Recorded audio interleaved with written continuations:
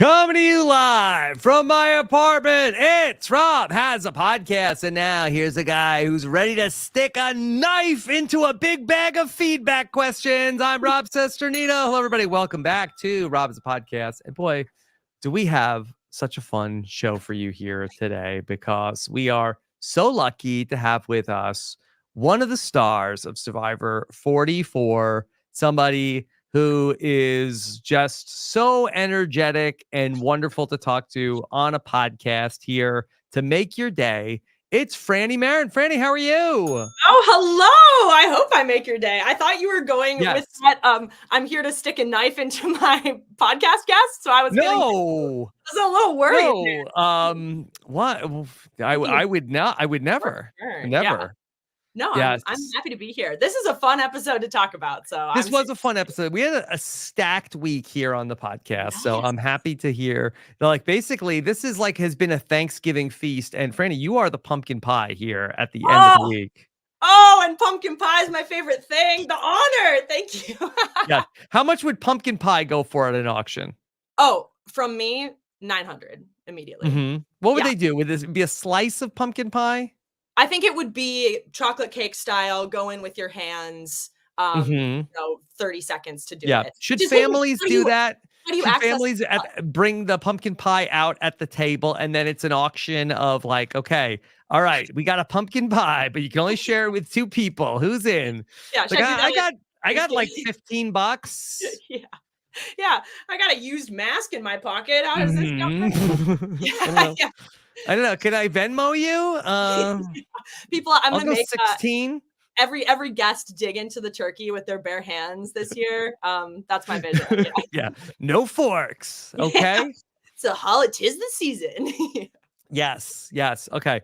Frannie, so happy to have you here for this week of the Survivor Feedback Show. Of course, we're live here on a Monday night. We can also take questions live here from the chat as well. If you have questions for Frannie, had lots of fun podcasts this week. Adam Klein was here with us. We talked to Steven, exit interview with Kelly, and then even Carolyn and Carson stopped by on Friday. That was a really fun one as well. So you could check that one out if you're looking for more podcasts after you get through with this one, if you're hungry for more Survivor before we get to Wednesday night. But Frannie, how are you? I'm wonderful. I actually have, big news for the listeners. What? Which is that I recently moved to San Francisco. Yes. Okay. Congratulations. Yes. What's it like for you being on the West Coast? It's wonderful. Actually, you know what? I love it for every reason except that I watch Survivor later. That actually really stinks. And because I love to follow the live tweets and stuff during commercials. And then Frannie, we'll hook you up. Like Sam, can we give Frannie get Frannie in our Discord to watch Survivor at East Coast time? Yeah. What? Can I get on this? This is I mean, it's typically reserved for patrons, but I think we can. I think we make an exception. Oh no. Yeah. So you'll be on the East Coast now. So now it's perfect. Now it's perfect. Yeah. Everything besides that is perfect. Matt and I are living together. We have a wonderful apartment. We're just having so much fun, and it feels like a really good place for me. I'm excited to, see what San Francisco Frannie brings to the table. Yes. Okay. Well, that's so fun. Oh boy. Now, you two being in San Francisco, I mean, this is really, I think, upping the chances of the live show, coming to Northern California. Yeah, well, this is maybe I have a secret agenda. Maybe that's part of my whole process. This has been a long con, actually. Yes. That's really the reason why I moved. No, and you're so great to have at the live show, and we'll see you again in New Orleans in a couple of weeks. And so, okay. I'll tell you, the live shows, West Coast, Best Coast from Brando. Yes. Mm-hmm. The live shows light me up. Like, I was very nervous before the New York one. I had you were so good in New York and in Brea. And I know you were under the weather in Brea, but no, you brought so much energy to it, and that's really the perfect. The live show is like a different animal than what we do like here, but your energy was so infectious in New York, so it was so great. Thank you. Yeah, truly, I'm gonna try to go to everyone I can. It was the time of my life. Okay. All right. Great. Well. Yeah, that well, like that I've heard from a Survivor player from a recent season, Blind Item. He told me that he's already spent all of his Survivor money going to live events. Who's that? I can't I can't say. dox this person. Oh, no. Actually, I think probably based off of how he finished, he might be in debt now. Oh, is this Zach? No, no. No. No, different season, different Oh, season. no. Yeah, Oh, but interesting. yeah, so it happens. But look, Yeah. that's the trade-off. You're a Survivor super fan. You go to the show, you go and be on the show, Mhm. and you have your experience, and they give you a little bit of money, and then you give it all back to Yeah. the airline industry and the hotels to go Yes. to viewing parties to It's the watch. circle of life. Yeah. Yes. Yeah, it's like a ecosystem, and then And PG at the end of Airways it, you is break even. It's basically, yeah. Like this is look, and if you're like, oh, Rob, I'd love to be with you in New Orleans, but I don't have the money to get to the live shows. Just get on Survivor.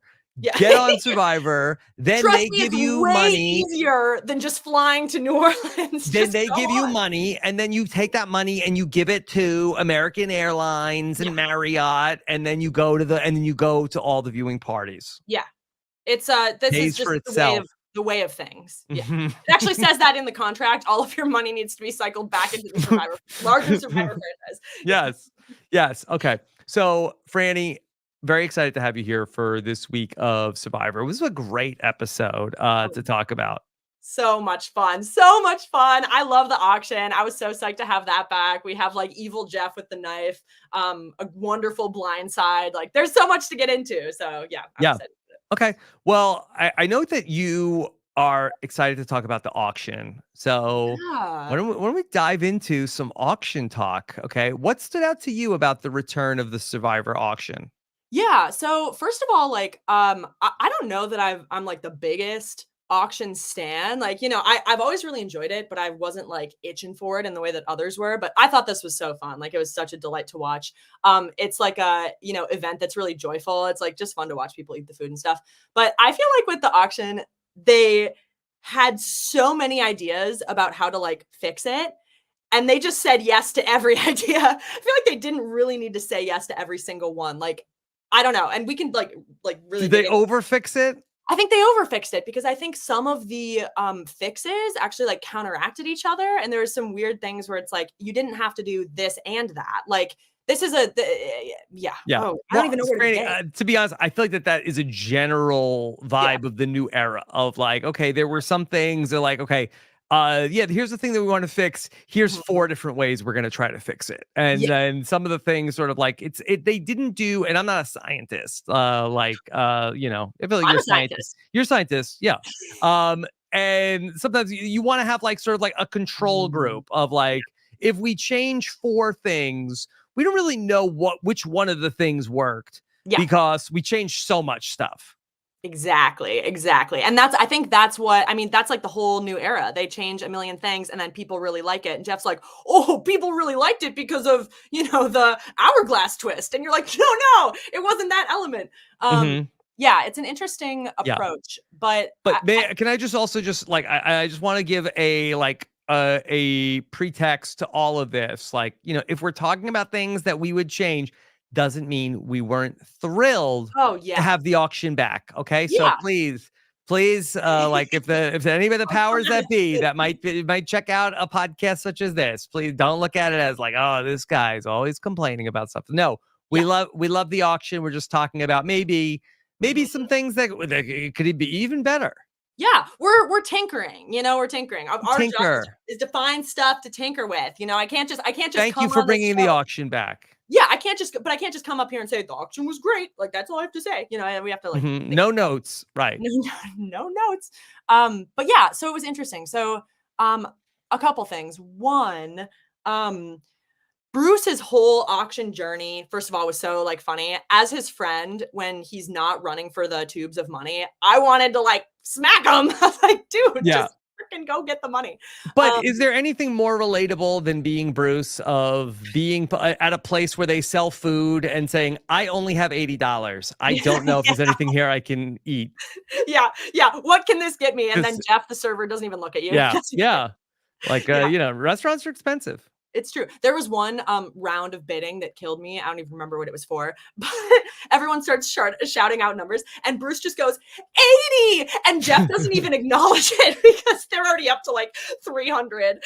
Yeah, poor guy. But so it bothered me a little bit that obviously it feels kind of fun and funny that Bruce, who goes in with the least amount of money, ends up losing his vote, but also, what's the guy to do? Like, he was never going to be able to bid on anything because he had such little buying power. So, yeah, I don't know. Like, I feel like the mechanism of whoever has the most money at the end loses their vote. I don't mind that, but I feel like I would prefer that if everyone goes in with the same amount of money, because then everyone is going in with the same like decision to make, basically, about how do I spend this amount of money that I have. Bruce, like, Mhm. he never had a shot. It was just a matter of like the only thing controlling if he was going to lose his vote or not, to me, was what number Jeff drew from the thing. And by the way, I think the only reason that Jeff did the rock draw with the number is so that people wouldn't yell at him for ending the auction when he did. I think he thought people would say, you only ended at 10 so that Bruce would lose his vote. Right, Yeah, right. yeah. Yeah, I think one of the things that they were also trying to solve for from the old auction was that we had a lot of auctions that were going back to that. I think we had it in Cagayan, and then we had it in Survivor Worlds Apart, of like that. The good thing about people coming in with different dollar amounts was that we didn't have like, all right, 500, 500, 500. Okay. All right, you've all bid 500 now. Okay, now we have to pull a rock out of the bag. And then Mhm. that's like, I feel like maybe some of the things that they didn't want to ultimately have, like so many rock draws in the auction. True, true. But I mean, I don't know. Would everybody be bidding 500 every time? I don't necessarily think so. I think once we got to a certain point, like I think everybody that would have had money left, I think would have been like, all Yeah. right, the auction could end at any minute. Like, who's gonna like lose their vote? And then it's Mhm. like, all right, I've got like a piece of broccoli, and everybody's like, oh, 500. Yeah.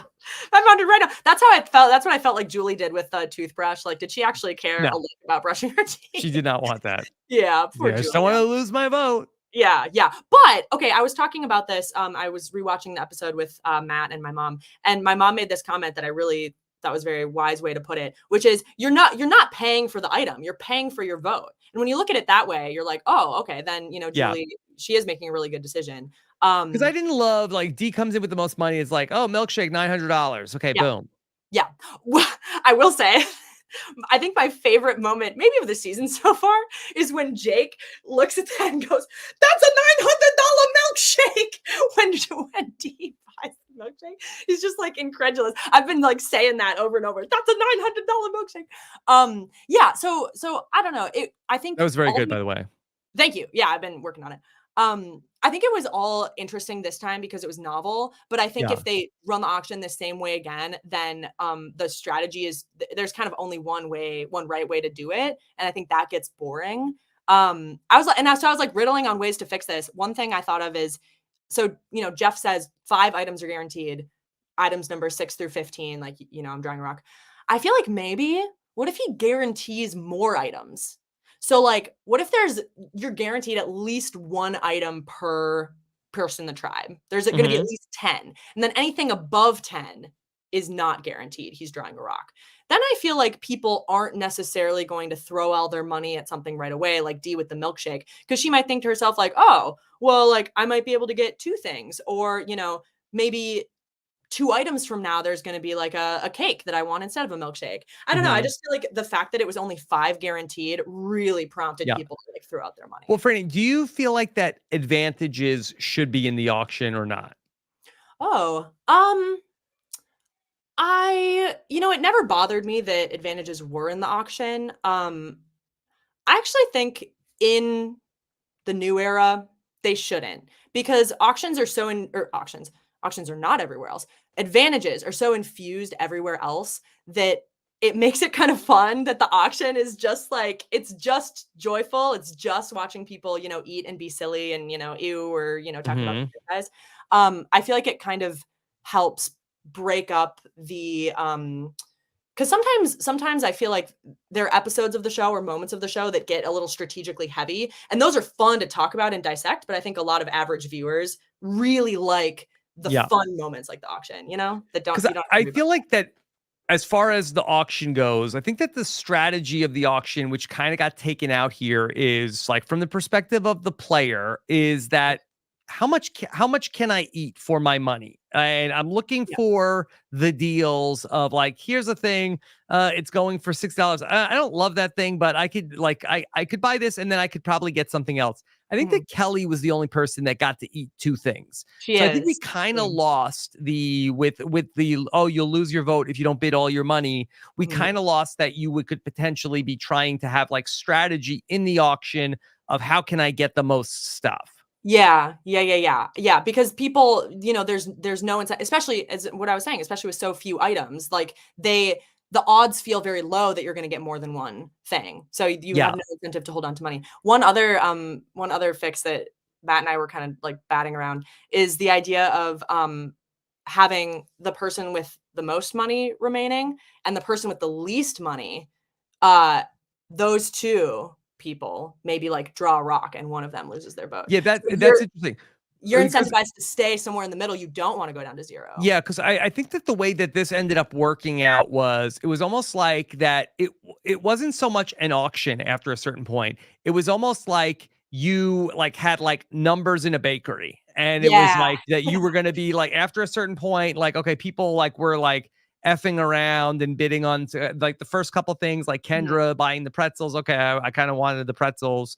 And mhm. then, but after you get to a certain point, it's like, okay, Julie has the most money left. She's going next. Whoever has the most Yeah, money after her is going to go next. Whoever has the most money after her is going to go next. So yeah. it was like kind of predictable after a certain point now that we've had that. So like if you put the advantages back in, Mhm. maybe that's a reason why people might want to save their money, but it's also like okay, that there's maybe yeah, it's not a foregone conclusion whoever has the least amount of money, maybe whoever has money left after a certain point, like, could Yeah, potentially yeah, I like that. I like that too, and I think, you know, I don't know, I feel like there is a way to have the advantages. I think, Carson, like, talked to Jeff during the last gasp challenge or something about, like, hiding oh, advantages. I think that's kind of an interesting idea as well, hiding something in the food, in the like food, yeah. yeah, like, Jeff could say, you won't be bidding on any advantages today. You know what I mean? So he's telling them you're not outright buying any advantages, but it's like hidden somewhere. Yeah. I think that's kind of an interesting idea. Cause yeah, and it did get boring. Like I actually rewatched because the last auction they did right was Worlds Apart. I rewatched that last night, and we have that moment with Mike, like, waiting and saving his money and then not going and getting the family letter and everybody gets Mhm. mad at him. But also like that was actually kind of a fun moment. Like I It understand was that the vote was exciting. broken. Yeah, but it Yeah. was because not everybody is going to always wait for an advantage. A lot of people will, but people on that season still bid for food. Yeah. Yeah, in general, I'm just really happy it's back because I think it's kind of fun no matter what. Also, like, I don't know, and the gross food I kind of like as well. I think I did maybe dry heave when Austin bit into You would the eat you would you eat the eyeball? no, no, I would not. Okay. Would Yeah. you? No, I don't think so. Yeah, there's a lot of gross things I would eat, but I think Like, maybe could I take it back to camp and, like, make it into, like, a soup? yeah, yeah. Can I like, skillet, cast iron, fry it, maybe? Mhm. Yeah. It needed a Yeah, little crunch, I think. It was maybe. so goopy. Yeah. It was That very was goopy. Yeah. yeah. But I do love the idea of the auction with a like thing hidden in it. Like how Yeah. do we see D try to fish like the not no pun no fish pun intended. Like how's she fishing an advantage out of the milkshake? Yes, and well, You and know? also like without being seen. I think that that's kind of interesting as well. Mhm. Um Like how is what is Kelly doing when she bites into an advantage in the peanut butter sandwich? Yeah, yeah, yeah. What about Julie, unfurls the, toothbrush and it's actually she Mhm. brushes her teeth and then it falls away and it's written on there, like, Mhm. Yeah, there's a like million ways you could do it. It's fun, so yeah. I think that that would be very fun if like we somehow because they did put an advantage in a fish a couple seasons ago and Yes. Jonathan like didn't catch it. Well, I feel like actually that is probably the reason they did not do this, because they figured that somebody like wouldn't catch it. If it's in a fish, you're just like, ah, throw Mhm. it Yeah. out. Okay. Yeah. Well, okay. What's great about you, Franny, you're so popular, you're so beloved by the other Survivor players. We have many questions for you. This is like a real first that we've never had this before. I know you And got spammed a little bit. yes, many Survivor players have. I hope this becomes a new tradition, but maybe that other survivors won't do it for the other players. They're not as beloved as you. Hey, other Lauren from survivors, I'll ask you questions. How about that? Yes. Okay. This Lauren from Survivor 44 said she was just on the Purple Pants podcast. She was. If you could change one thing about the current auction, what would you change? So that's a great question. Thank you, Lauren. I would change, you know, I would change what we just talked about. So instead of it just being the person with the highest amount of money remaining has to, lose their vote, maybe like the person with the most money and with the least money, like person with the most money and anybody with zero draw rocks to lose a vote or something. Just so it's not so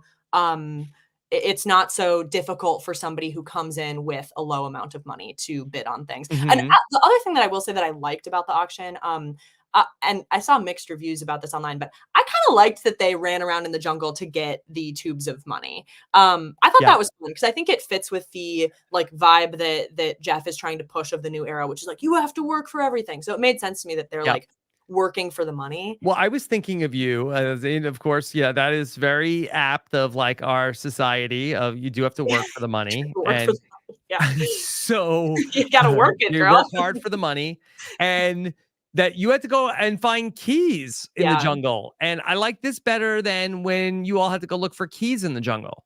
you didn't like when I went and looked for keys. It was okay, Oh, but I'm just watching people well, I like, loved okay, it. yeah, maybe it's fun for you all.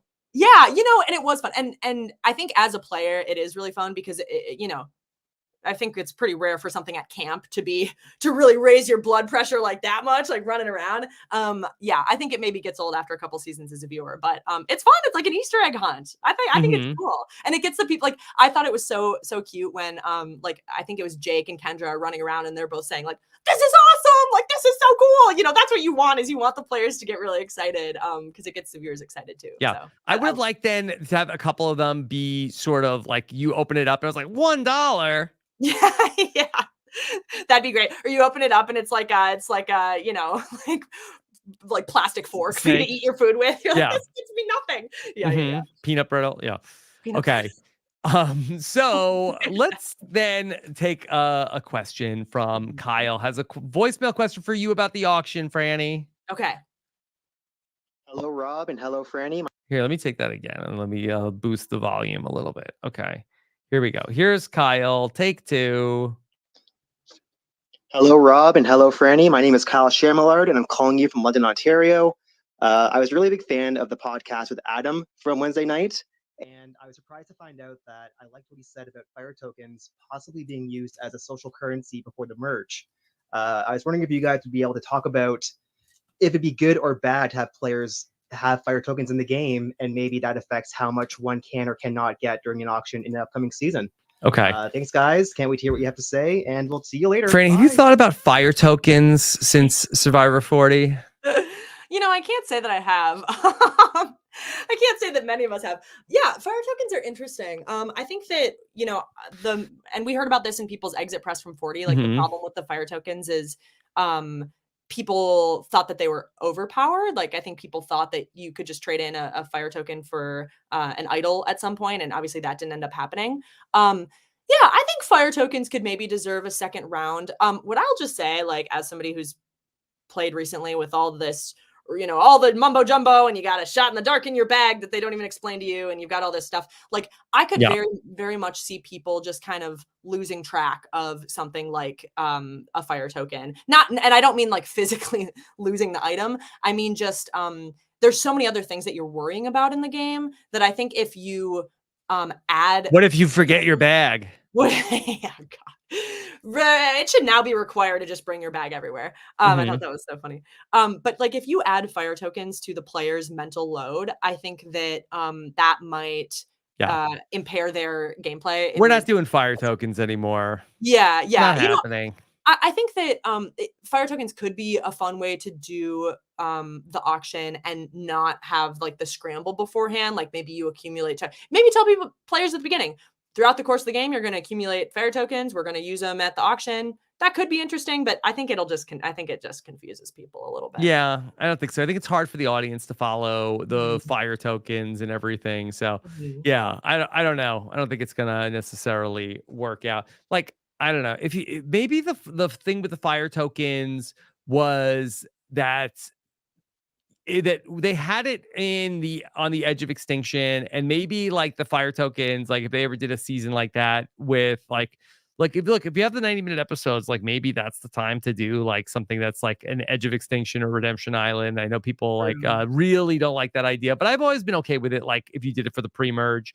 Yeah. And maybe that's like the key to getting back into the game of like collecting, winning the Mhm. tokens or whatever, as opposed to like the fire tokens, like they had them on the edge of extinction, but it was only to buy advantages to get back into the real game or to Yep. buy things to make it easier to get into the real game. But probably I, I I more like time on that. fire tokens. Yeah. I like that because then the fire tokens don't like touch the real game in a way that's going to be like detrimental or Hmm. harmful. Yeah. Yeah, I also what I'm pro Edge of Extinction. I'll say it too. While Oh, we're on the okay. topic. Well, this is a hot take. Yeah, I know it is a hot take. Well, because I'm thinking about it from the perspective of like if I was a player on a season with the Edge of Extinction, I'd be psyched. I'd put me on the edge. I would love it. And then as a viewer, like I think that Reem is the perfect example of this. There's so many people who get voted out early and are so good and you just never get to know or see. And I think that it's nice to have the opportunity to see those people more. And in a 1 hour episode when it takes away from, the players who are still in the game, I think it's tough. But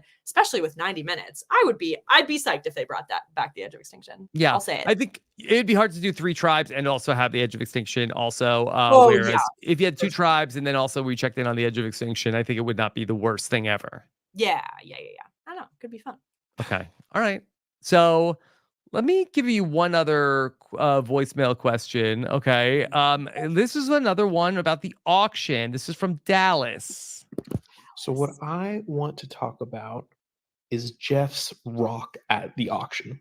I Mm, haven't heard anyone bring this up yet, and I'm excited that the auction is back, even if I'm a little mixed on some of the updates. Okay. But the agree. biggest thing that seems so weird to me is that Jeff just sets a rock down on the table, and then all of the dramatic weight about if the challenge is going to end rests on Jeff saying, "That was not the last item." I think they could do something way more fun and visual. For example, there could be a scale that the rock gets set on, and instead of paying with dollar bills, the survivors use coins, which then start to counterbalance the rock as they pay for their items. Okay. Once it tips, Ooh. we end the challenge. Maybe the person who finally tips it gets punished and they lose their vote. Oh. Maybe as a survivor, you choose to pay with 25 pennies instead of your quarter as a strategy to put more weight on it or less. Suddenly, pushing your entire bank all in immediately has more consequences to everyone around you. Or, at the very least, even without involving twists like that, we could just give everyone something to look at for our dramatic tension. Mm. What do you think about Jeff's Rock and how would you change it? Okay. Wow. Put Dallas, Whoa. send him to Fiji to Dallas. go work on stuff.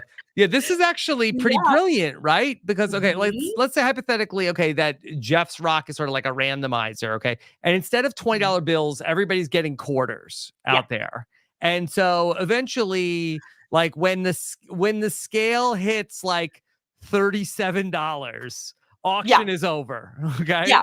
Well, yeah. Well, first of all, I like the mental imagery of like, this week we had the people open the tubes and they're pulling out like, hundreds of dollars. They're like, we're Yeah. rich. Instead, they dump out like a small handful of Ooh, quarters. this one's heavy. Yeah. Yeah. Yeah. I You feel don't like get there's that like same. some Mario Party games where it's like you have to pick up like coconuts. It's like, oh, this one has a lot in it. Like, Yeah, okay, let me yes, take that yes, one. it is. I like this a lot because especially if it is by like weight, then somebody like D, her choice to put all 900 on a milkshake now becomes even more of a problem for somebody else. It becomes a matter of her getting rid of her money and her Ooh. tipping the scales What if faster. this one's really heavy, but it was like, 99 cents and pennies. Yeah. Oh God. You think that you think Jeff's got like a Survivor cash register? Somebody brings up a $20. Yeah, can I get this in pennies, Jeff? Jeff is like, sit down. Yeah, I think that's fun. And also, and like, I think maybe, and I agree with Dallas that something visual here would have been interesting because I also was like, and maybe this would have made it less fun to watch. I was a little disappointed that we didn't get to see what number was on the rock. I thought Mhm. Jeff was going to show it to the camera and not to the players. Yeah. And then it just sat there and he kind of tapped on it. And I was like, there's no number there. What are you tapping Yeah. on? I did think that Jeff did a really fun job of like, that is not the last item. Yeah. Well, and also like I think that's all Jeff wants in the world is to be in that spot, like, Doing creating the fake tension. out. Yeah. Yeah, the fake out. So I think Jeff probably prefers that over a visual. But yeah, I think that's really fun. And especially if there's an element of predetermination and an element of player control over the end of the auction. Like I Mhm. like that idea that players, putting in coins or putting in money can influence when the auction ends, but indirectly because they don't know exactly what the weight is or how, what the ratios are. That's really fun. I like Yeah. that a lot. All right, let's go back to last week's episode. I want to get your take on the split tribal council. I know that Yeah. was a very dramatic moment, emotional Yeah. episode for you. Oh, And it wasn't quite a split tribal council because of you all had 11 at that point and they yeah. did 6 and 5. But I maintain, I think that had there not been the Bruce medevac in season 44, I think that you all would have split at 12 and had 6 and Oh, 6. whoa. You maintain. Have you said this? I haven't heard this take before. Yeah, I think that they wanted that they had done it at 5 and 5 for Yeah. all the other seasons, and then Mhm. you had Murgatory at what 12, right? And Um, so they couldn't have done it at 13, even if they wanted to. And I think in their Bible, I think they probably wanted to do a 6 and 6, but they end up making it for you all who come in at 11. All right, well, whoever wins, and it's such a big part of your story where Mhm. you win immunity and then you're safe, your tribe is safe, but the other group is going to go to tribal council. I remember it well. Yeah. It's a big Hmm. part of my story. That's interesting. Yeah, maybe they didn't plan that. I do think they like when people draw a gray rock and have to choose a team. Yes. But yeah, I could see that being the case. Yeah, this the split tribal I liked. So I feel like in the past when there's been split tribals, there's often a group that I'm like really excited about. I'm like, whoa, the dynamics here are really interesting. Who's gonna go home? And then there's a group that I'm kind of like, we can fast forward through this one. I'm Yeah. pretty sure Skip who's gonna this. but this split tribal I felt like was a lot more dynamic. Like I think both groups it felt like a bit of a question about who was going to go home.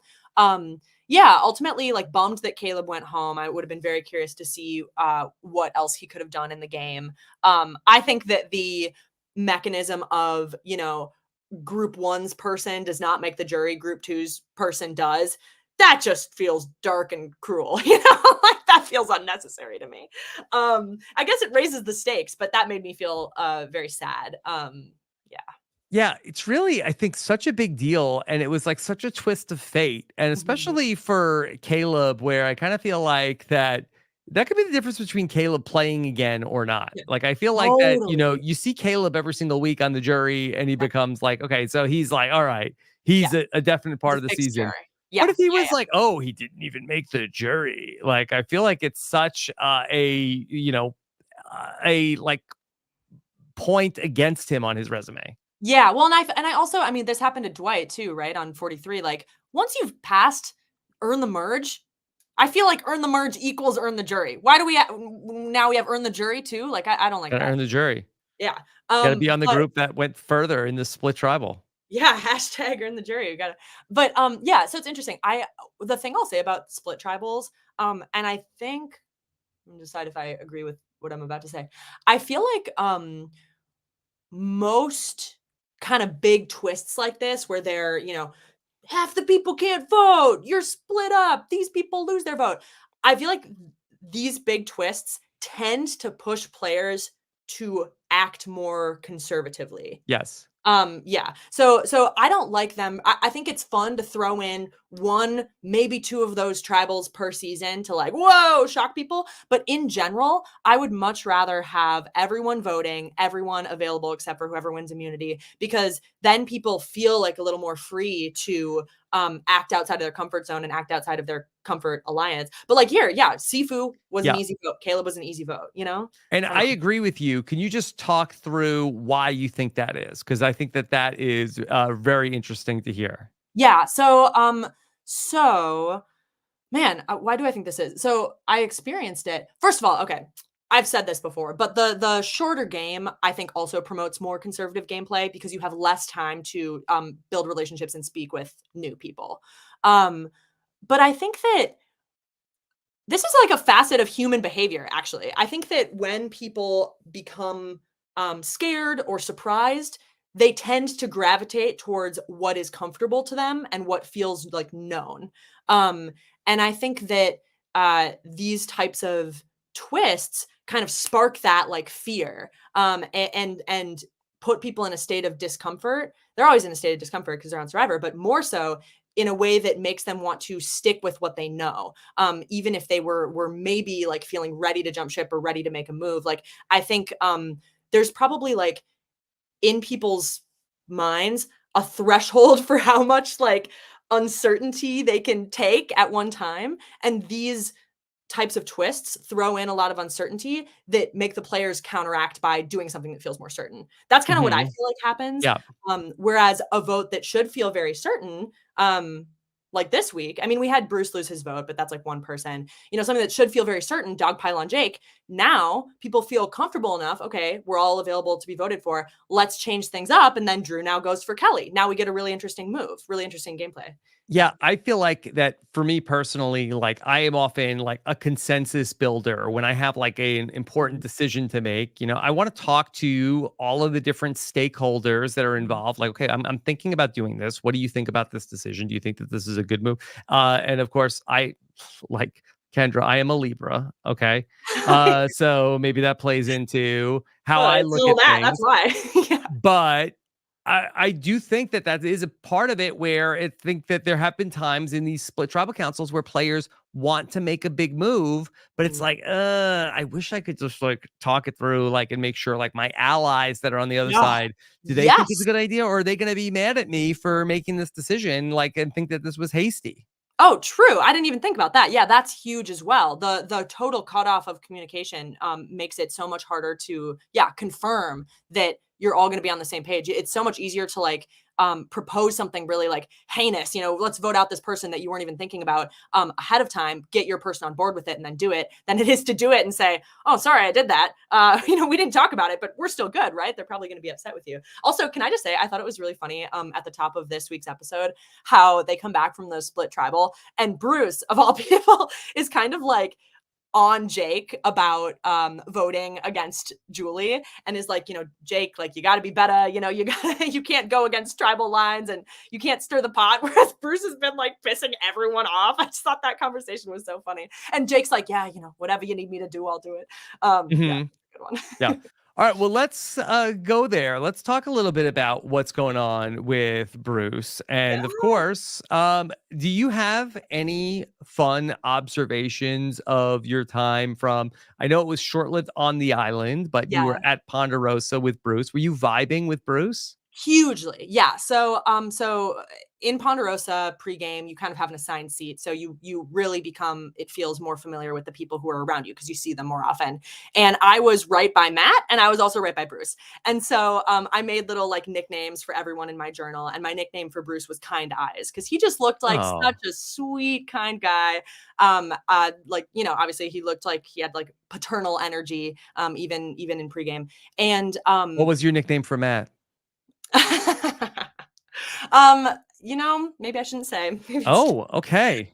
yeah, that's like Patreon tier content, maybe. Okay. I'll tell you, I thought that Matt was cute during Okay. the game. I'll say that.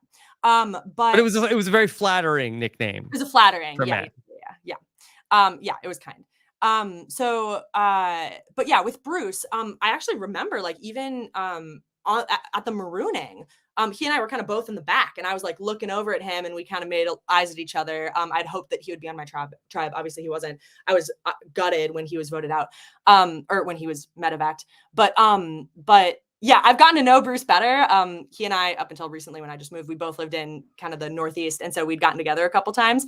And it's so fun watching him on this season because I think a lot of people are like, whoa, what happened to Bruce? Bruce got a big head, being on the show. Now No, he's his come back, thinks he's big the first time. It didn't fit under the thing. his head was already big. And that's the thing though, is the way that Bruce is being on season 45, is I think exactly how he would have been on season 44 if he hadn't been back. Like, this is Bruce's personality, and I find it funny, but I've only dealt with it when fed and well slept. So I don't know how I would react to Bruce if I was on an island with him. But yeah, this is just how he is, and he's being himself out there, and I guess I'm proud of him for that. Okay. All right. So we have a question from another one of your season 44 cast members. Maddie says, Frannie, WWFD, what would Francis do? If I want to know, if you were Bruce, what would be the best path forward to win, and what would that look like, accounting for the reality of the social dynamics at play in the game right now, etc. Okay. So what does Bruce do from here?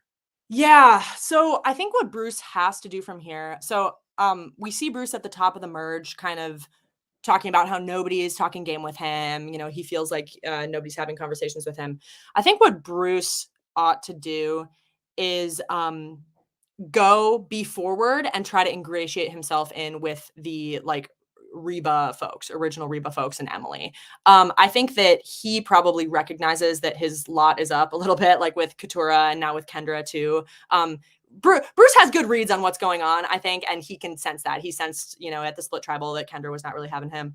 I think that Bruce's path forward is to, go be really forward with them. Say, I know that I'm on people's list. Like, I know that I'm annoying people, but I'll vote with you. My number one just walked out the door. That spot is open. I want to work with somebody. I'm still in this game. And if he can kind of endear himself to people that he hasn't pissed off quite so much, then maybe he'll be able to wiggle his way in enough to get a bit of a foothold and then maybe blow things up later, make a big move and get to the end. But I think it's tough for him. I think he's gotten very far with a lot of people frustrated with him. And I think it's really hard to come back from that. And it's interesting to contrast Bruce with Emily, who was frustrating people at the beginning and now seems to have ingratiated herself really well to the entire group. I feel like it could be a little too late for Bruce with that, but we'll see. We'll see how he does. Do you feel like that Bruce can make the case, if he gets to the end of the game, that he should be the winner? Or do you feel like that he might be drawing dead? So, I think that Bruce would be able to make a really good kind of like emotional case for why he should win. I could see him talking a lot about like family and how his first chance was cut so short and, talking about that kind of stuff. But I think this group will not respond well to that. You know what I mean? Yeah. I think that, if everyone's been annoyed when you mention that, you were on season 44 and you name drop came from Canada, bringing that up again at Final Tribal is not going to make them be super psyched about you. So I could see a world in which he, sways people at the end. But I don't know. I feel like he is drawing a little bit dead. Is that, I feel like bad saying that. I kind of wonder, just like in hindsight, was season 44 like a better makeup for Bruce? Like hypothetically, in this world where he sort of like gets to the end and there's more parents that end up like in that jury, where like if everything else stayed the same, which is, I know it's a butterfly effect and you sort of like add one thing, but you have between Danny and Heidi and Lauren and Carolyn, and I'm not sure, does Brandon have kids? He does not, no. Yeah, this is not, but like could be like have some dad vibes himself. Like I wonder if like that type of like the season 44 jury might be a better makeup than this season 45 potential jury, which I think other than Julie, Are there any other parents that are out there? No, I don't think so. So I I don't don't think know so. if as many people in this season are sort of like vibing with like the big dad energy that Bruce is bringing to the end. And Yeah, so I the also think that PD. what her BDE, I think that what hurts Bruce as well is that like when we look at like the makeup of this jury, and I would love to get Mhm. your sense of like how big of a deal this is as somebody who spent time at Ponderosa. That Yeah. the mayor and mayoress of Ponderosa Mhm. is Caleb and Kelly, Yeah. two people who come out of the game like not necessarily like having loved like their final interactions with Bruce. Yeah. Well, and also, Caleb and Kelly, both quite strategic, quite like careful and savvy social players. And so I think that they are going to set a tone of a jury that's going to really, look for the best strategic player, the most savvy social player. And I don't know that that's Bruce, but I agree that on 44, I think more people would have been buying what Bruce was selling. I think that yeah, this cast does skew a little bit younger, I think. And I don't know that that helps Bruce. Plus, like Mhm. he seems to have like kind of defined himself or identified himself as the dad or the uncle or whatever. Like he makes a lot of comments about how he's the old guy here and whatever. And I think that all of that just like further, creates this chasm between him and the rest of the players. I think maybe if he hadn't been doing that so much, it might have been a little bit easier. But yeah, I don't know. It's a crazy butterfly. I mean, I think I heard somebody was just maybe Carol. You were talking about this with Carolyn. Yeah. What is Tika with Bruce there too? That's a great. Okay, Lauren Harp says, "How do you think the game would have changed if Bruce was able to play with Tika in season 44? What's your read on this?" Yeah, I think Tika would have just exploded. Soka and Ratu would have looked into the horizon and seen just like a puff of smoke. Yeah, it's hard. It's really hard to say what the deal was with Bruce because I know I've heard from Tika folks that like I know Carolyn was frustrated with him on day one because I think they felt that he was telling them what to do and had a lot of opinions about the shelter and about opening coconuts and stuff, and that was with a busted head and a concussion. So even if he doesn't doesn't have any sort of injury, like I could see people being frustrated with him and voting him early. But I also think that Tika's a tribe of kooks. And I think they might have all kind of banded together.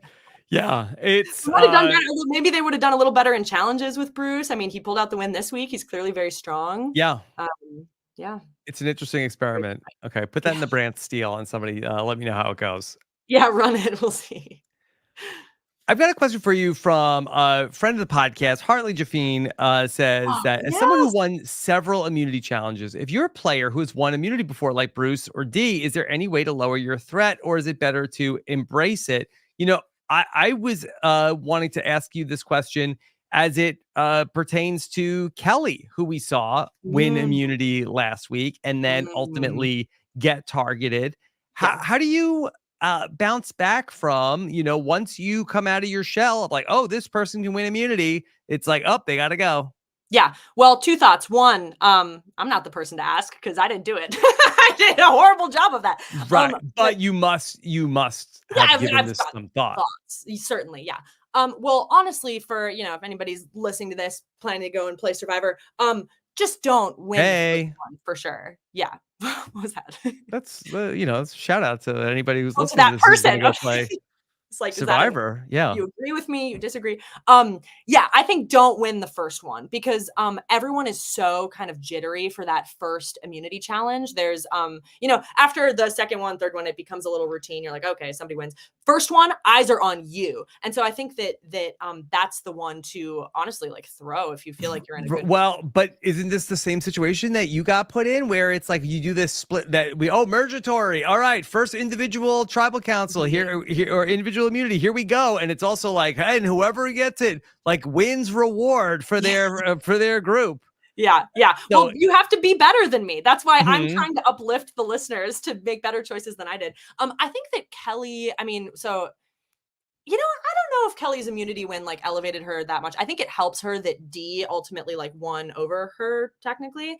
But once you start, I think you just gotta you gotta oh just don't win again. I don't know. I Yeah. think one strategy is to really monitor any discussion at camp like about your win. And I try to do this when people come back and they're doing the like, oh my God, that was amazing.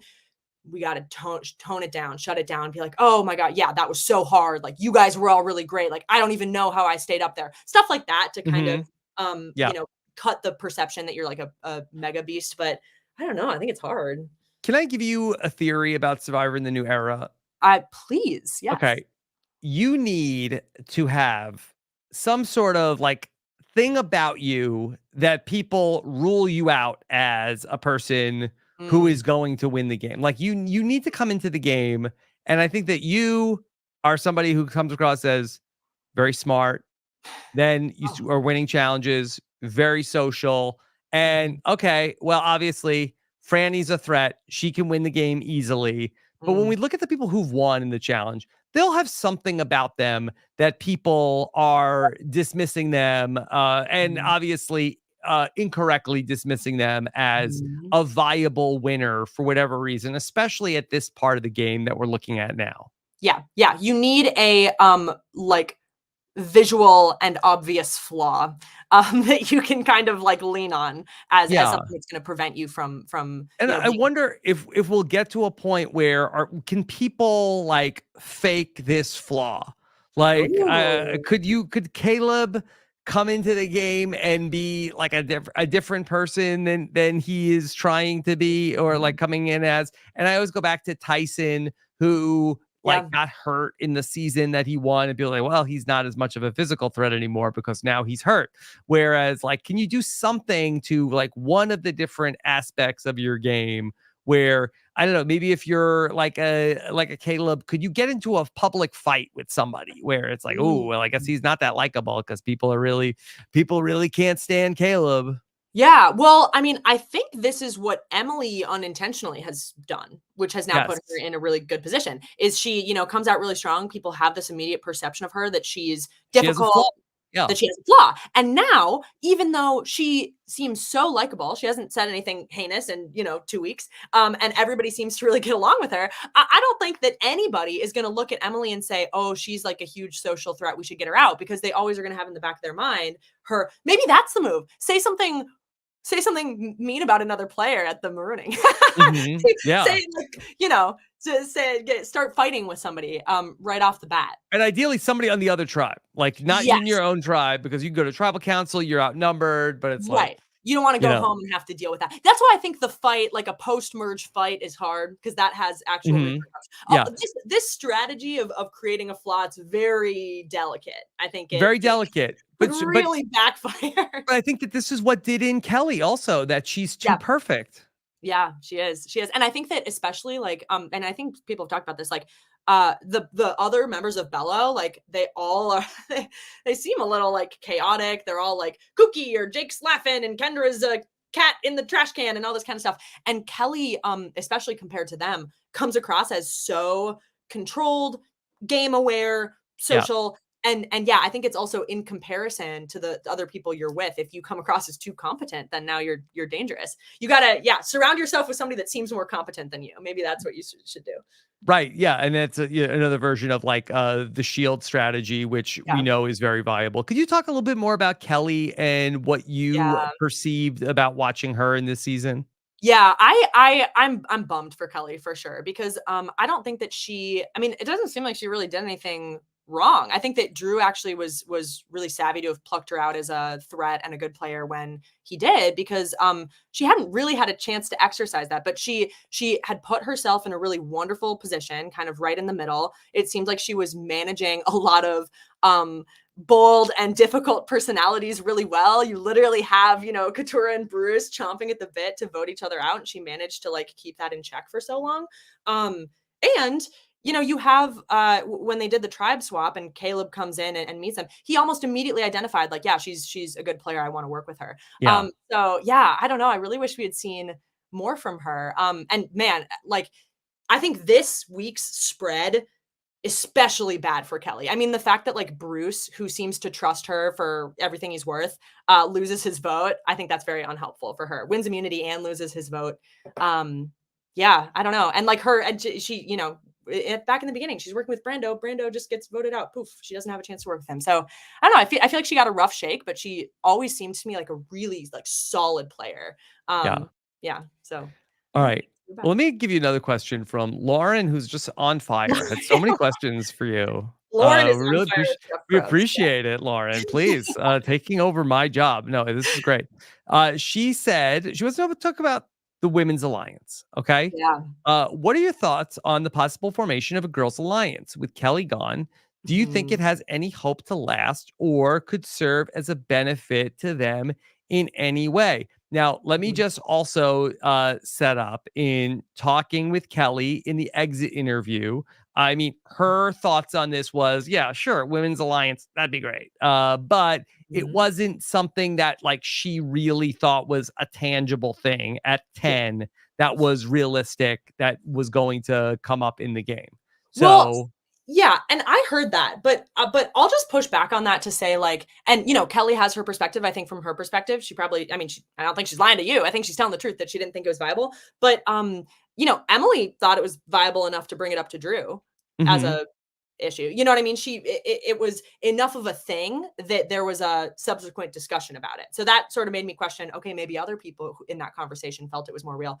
But yeah, I think that the Women's Alliance in this episode um was so tough. Like, I think that, like, you never want to say like I don't want there to be a women's alliance, but I think that there's a lot of women in that group for whom a women's alliance is not the right move. Like, there are people who are better. right, It behooves them to work with somebody else. So I never want a woman to work with other women to be in a women's alliance, just if it's going to hurt them, just for the sake of having a women's alliance. I feel like that's not a good enough right. reason. And I Um, think that the Women's Alliance means a lot to many of the fans that yeah. watch the show. But the Women's Alliance is also like any alliance, like it's going to Mhm. be better for some people and worse for some people. Yeah, exactly. And I think Drew was onto something when he said it was porous. It's like, I don't know, like if somebody came up to me and said, I want to form a women's alliance, I would sort of be like, can you give me another reason why you want to work with me? Like I kind of Mhm. want to know that you want to work with me for some reason besides the fact that I'm a woman. Like I want a little more holding power there besides just this like facet about us, this like characteristic of ours. But to Lauren's question about the Women's Alliance moving forward, where I could see it being useful and maybe coming together is if Dee and Julie feel a need to separate and start to distinguish their game from Drew and Austin. If they start to feel that that group of four is no longer serving them, then I could see those two pulling together all the women, especially under the Right. pretense of a women's alliance, to try to turn something against That her. would make all the sense in the world because I Yeah. think that they would feel like that in their group of 4 and more specifically, like in their group of 5, if they count Mhm. Emily, I think that they could see it where I think that Emily might be ahead of us in the tribe pecking order. And Yes. so Yeah. that, okay, hey, Kendra, hey, Katura, like, what do you think about let's do a women's thing? And Mhm. like, say they're the last 2 people left at Bello. Okay, Mhm. and maybe you tell Emily and maybe you don't, Yeah. and now you have the majority to be able to take out Drew and Austin potentially. Mhm, mhm. Yeah, and I could see that happening. I mean, actually what, I'm feeling like I think Emily's in a really good position, but I'm feeling a little more concerned for her this week than I have previous weeks because, I'm wondering if Dee and Julie are gonna start to get wise to the fact that Emily is connected to them through, Austin and Yeah, Drew. I'm sure that we've that must never be seen clear. a conversation between Emily and Dee and Julie. Exactly. Yeah. And I think that Dee and Julie are both like very aware of what's going on. I think they're going to clock that. And I don't think they're going to want to let that fly deep into the game. So then it becomes a matter of like you said, do we rally together these other people who are on the outs to target, a Drew or an Austin, or do they want to go straight and target Emily and take her away as an option for the other half of their alliance? I don't know, but I could see them kind of making that move soon and wanting to kind of again, differentiate their game. I think a group of 4 like that, like, Yeah. um, I'm actually very impressed that they have stuck together for this long and have voted together for this long, but I feel like they're gonna start getting, like, itchy soon. You know what I mean? Especially, like, new era, like, you Yeah. you you don't stay with a group for that long before you start realizing, like, I need to differentiate myself somehow. Okay, Franny, let me bring in a question from Justin, who says, with 3 people losing their vote at this upcoming tribal, do you think Bello has a chance at going after the Reba 4 plus Emily? Okay, so this is the kind of stuff that we're talking about, but let me just bring in this idea of this twist of 3 people losing their vote. How do you see this as a way that is going to change the dynamics here at the final 9? So that's a great question. So first of all, I'm still trying to figure out exactly how that's going to work logistically. So we see in the next time on, see them like standing in 3 groups of 3. Yeah, okay. So I'm assuming that like the worst group of 3, like all 3 of Yeah, them. I'm guessing that it's the challenge that you all did that resulted in like Lauren and Danny going up against each other in the fart Oh, challenge. yes. Yes, I think that we're gonna put them into groups, and I Yep. think that if I had to guess, I think one group will come in last, and that group will lose their vote. Okay. Yeah. Okay. So if that's the case, I mean, I wrote down like who's standing in the groups, and what's interesting about this, should I say it? If anybody Sure, didn't okay. We don't normally do this, but okay, let's see. Well, I'm And so look, excited that look about all the that stuff. we're playing with the format. Yeah, let's do it. Yeah. Wow. Well, but so, in the Might next be time fun to talk through, right? we could talk through it because they're very clearly like standing in groups. So, and I won't, I'm not going to big brain, like we don't have to go through the group, but Okay. I'll say, these 3 groups are, the first one is, Drew, Jake, and D. Okay, Drew, Jake, and D. Uh-huh. From what I can tell. Second group, Kendra, Bruce, and Julie. Kendra, Bruce, Julie. Hmm. And then last group leaves Austin, Katura, Emily. Awesome. So these are pretty evenly matched. Yeah. If I had to guess, though, I would think that these were drawn randomly as opposed to that these groups don't necessarily seem to be like people that like would gravitate towards each other as like that they pick these teams themselves. Right. Yeah, I'm looking at it. Yeah, you're kind of like, how did some of these people come together? But what's interesting that I noted about this is that the like Reba contingency is pretty evenly spread across all 3 of these Hmm. groups. So it's not like there's one group that is 3 original Rebas. So I think that no matter which group loses their vote, if that's how it Yeah. works. Okay. Well, I think that the danger groups would be that. So if the group of Drew, Jake, D loses their vote, that's Mhm. 2 Rebas that could potentially lose their vote there, and Yeah, just Jake. but it's interesting because it's like, and we're kind of talking about how there's like a little bit of a split between like there's kind of like D and Julie are like one half of the Reba, and then there's like Yeah. Austin and Drew. But it's interesting that it's Drew and D. And I think the best case for Bruce and Jake is if Austin, Katura, Emily lose their vote.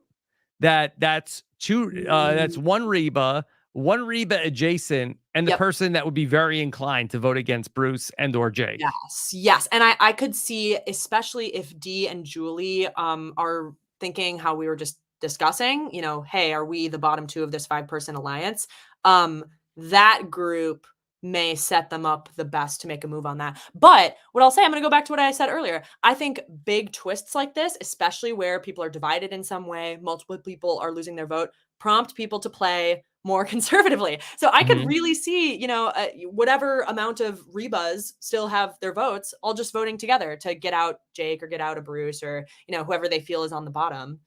What I do think takes off the table here is the possibility of a vote split where Bruce has True. his idol. So I think this does benefit Bruce, where Mhm. worst case scenario, Bruce is going to play his idol, but it will not result in, it's not like that they could put, if they got Katura to stick with them, Mhm. to say, hey, let's put 3 votes on Bruce, 3 Mhm. votes on Jake, and then ultimately it doesn't matter what happens.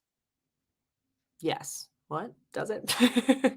Lost Um, it for a well, second. they basically would like flush the idol and still be able to get Jake out. Yeah, yeah, I see. Here, you could put, Bruce could play his idol and I might be able to knock somebody out of the game.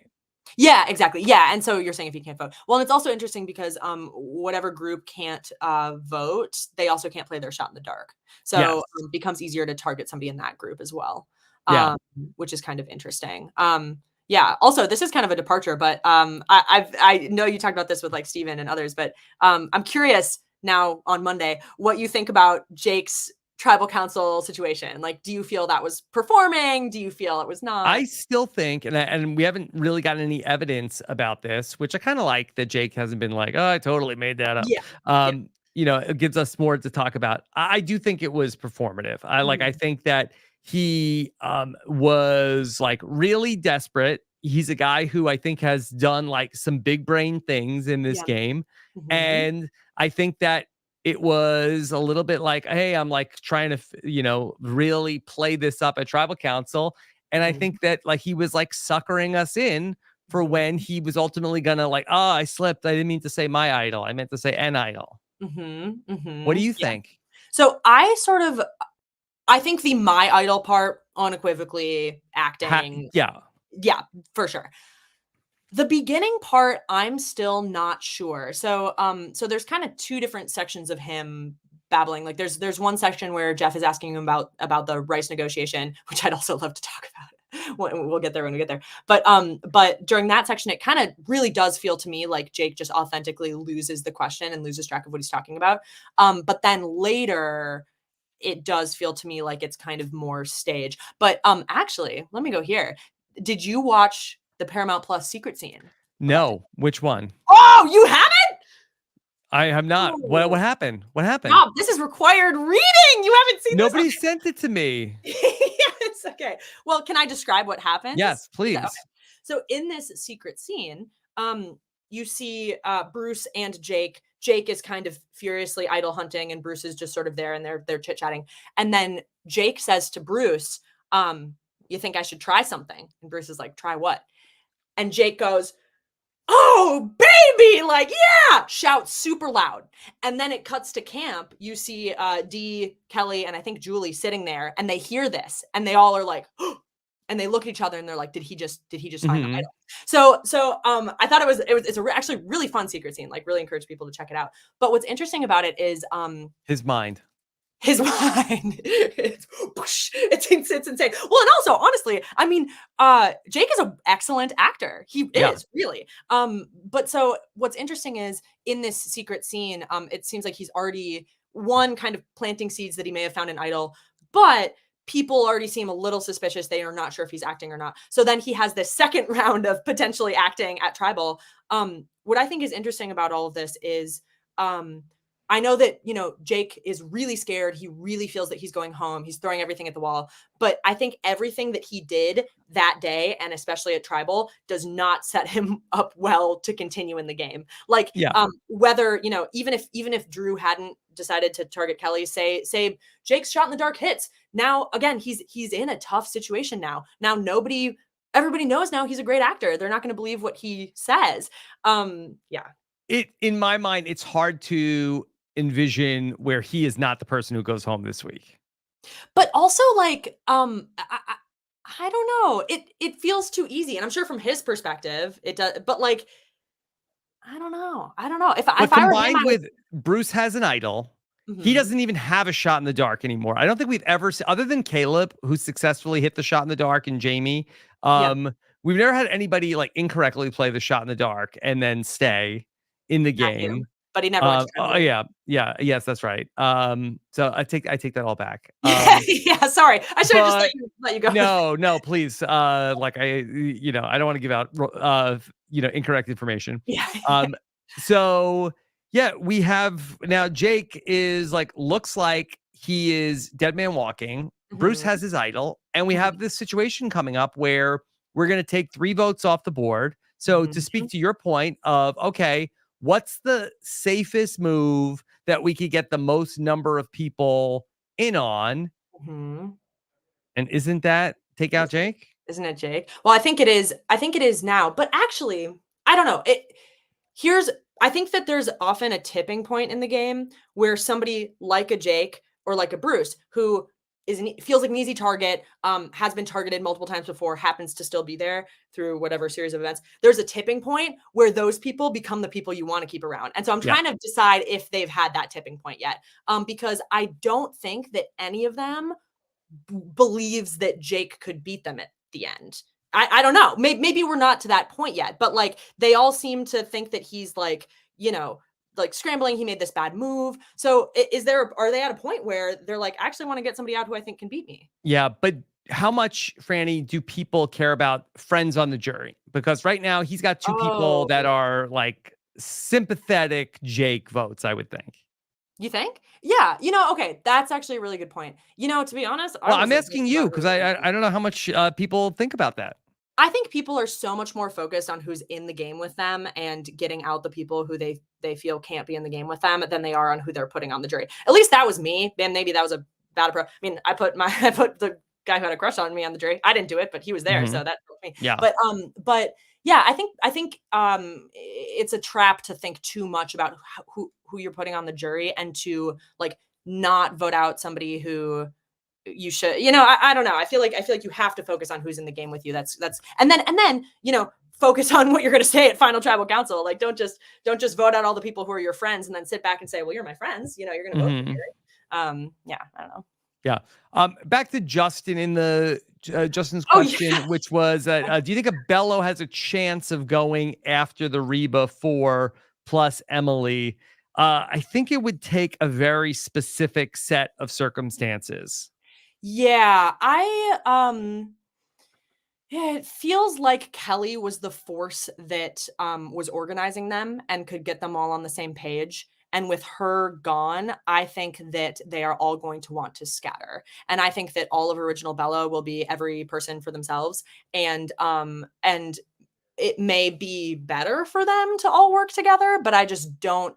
It's like a prisoner's dilemma type of problem where none of them wants to be the schmuck who's like, Bello should all work together. And then the other three are running off talking to somebody new. I think everybody's going to be incentivized to make new connections. Yeah. I mean, not to get so far into the weeds, I'm looking at these names we wrote down. So if Austin, Katurah, and Emily lost their vote, okay, that would leave the only people that would vote would be Drew, Dee, and Julie, 3 Rebas.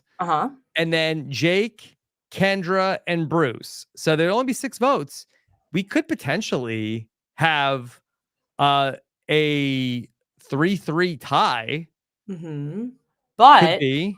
I mean, look at that group. Don't you think that Kendra is gonna rather use her relationship with Drew to get in on whatever they're doing? Does Kendra? I guess so. Would she vote out Bruce or Jake? I don't know. Well, I see. Here's the thing, though. On the rock draw, it would be that you could force the rock draw 3-3, and if you and then do people who didn't even vote have to draw? That's a good question. Yeah, and Bruce could potentially play his idol. And then you have a 3 vote. Let's say it's like 3 votes D, 3 votes Jake, and then you vote again, 3 votes D, 3 votes Jake. Yeah. But now I think of the 9. I think you still would have to draw a rock, even if you were not casting a vote. I agree with that. So it's a pretty good. I mean, if you're Kendra, would you go into a 8-person? I guess no. It would be let's say Bruce played his idol. It would be a 6-person rock draw, like a 1 in 6 rock draw. Like I don't know. I might do it. Right? You do it. I mean, how many shots in the dark have we seen hit? It's the same odds. That's a good point. Oh, well, now I'll definitely do it. Shot in the dark, it barely does anything. Does anything. Yeah. That's actually only really worked twice. Yeah. Oh, true. Yeah, twice. Well, that's something. And is that what Survivor is hoping for potentially? Like, if we only gonna get 6 people vote, we could potentially get a tie. But this is interesting though, because now I'm wondering. So in that situation, so Austin, Katurah, Emily, they, I assume, then are not involved. They're not voting because they're not revoting. They never voted. Are they then involved in the negotiation? Deliberation? I think they could be there. Yeah. Huh. But do they have a say? I mean, they could. I think that they can talk. But they don't have that their vote ultimately in terms of come to a unanimous conclusion. Yeah, maybe this is what they want. They're trying to vote or force a 3-3. I think they just want chaos. Yeah, I was gonna say they don't care how it comes. Yeah. They're like, whatever. Freak them out. Take 3 of their votes. Jeff loves taking people's votes away now. They love it. They love it. Okay. All right. let's talk about that rice negotiation, if you want to call it a negotiation. Yeah, no, that's not a negotiation. The thing I'll say about that actually cracked me up is I feel like I was paying more attention to Jeff's face and his feelings during that situation than the players. And Mhm. I saw when Jeff opens, this is the rice negotiation. I want 4 people. When Dee raises her hand right away, Emily raises her hand right away. I saw Jeff's life flash before his eyes because I think he thought Mhm. to himself, these people are going to get to 4 before I can do my little knife trick. So then Katurah starts talking. He's like, wait, Katurah, actually, let me make this easier. Let me pull out this knife. Because Jeff's worst nightmare would be they Yeah. get No. 4 Okay. with no struggle. Yeah, because I'm surprised that they don't talk it through. I mean, was it like on the beach that day, like where Jeff says, okay, every smart, savvy Survivor player knows that on day 11 we have a rice negotiation. Duh. And so that, like, are you talking about it on the beach of like, okay, if we get the rice thing today, who's sitting out? Come on. Yeah, well, and also I'll say, I believe our tree mail for the challenge that was our rice negotiation made it clear that that was going to be part of it. So maybe they have discussed it, but yeah, Did I you don't know. all discuss it? Oh yeah, we discussed it to death. It was endless. Well, because we have in 44, you see Danny talking about how like it's ridiculous that people want to sit out. Like we're competing, and I'm a competitor. I can't even be in the same room as them when they're talking about it. So we did discuss it, and people had very strong feelings about it. But Franny, you're so good at impressions. I don't think it is gets noticed enough. What oh, what thank other you. Survivor impressions can you do? Oh well, now you put me on the I spot. don't I don't Um, mean to. yeah. But Um, as a fellow Survivor impressionist, yeah. You do some a lot better than I do. You do Penner much better than I ever but could. it took a long time. Yeah. Takes work. It took Penner playing 3 seasons for me to nail down Penner. Yeah. Well, I've got I can do a decent Actually, can I bring in a great tweet from Penner? Oh, Sometimes please. we do more like social media on this, but Yeah. one of my all-time favorites, Jonathan Penner, he weighs in with some great tweets every single week about the season. And he Mhm. had a really good one recently, where he was talking about the auction. Okay. Oh, no, I'm sorry. It wasn't the auction. It was from last week's episode. He did the challenge where they had to hang on to the pole. Sure. Yeah. And he was out quick. I see. And they said, and somebody asked him, what's that one like? Okay, you did that pole hugging challenge. Somebody had asked him, what's that one like? He said, no idea. Knowing I couldn't win and not wanting to hurt myself or waste energy, I gracefully crapped out after about 5 minutes and took a nice nap. Then, from off camera, Mark Burnett's kid tortured me by licking a lollipop. I begged her for it, and they yelled, Penner, cut that out. That's so good.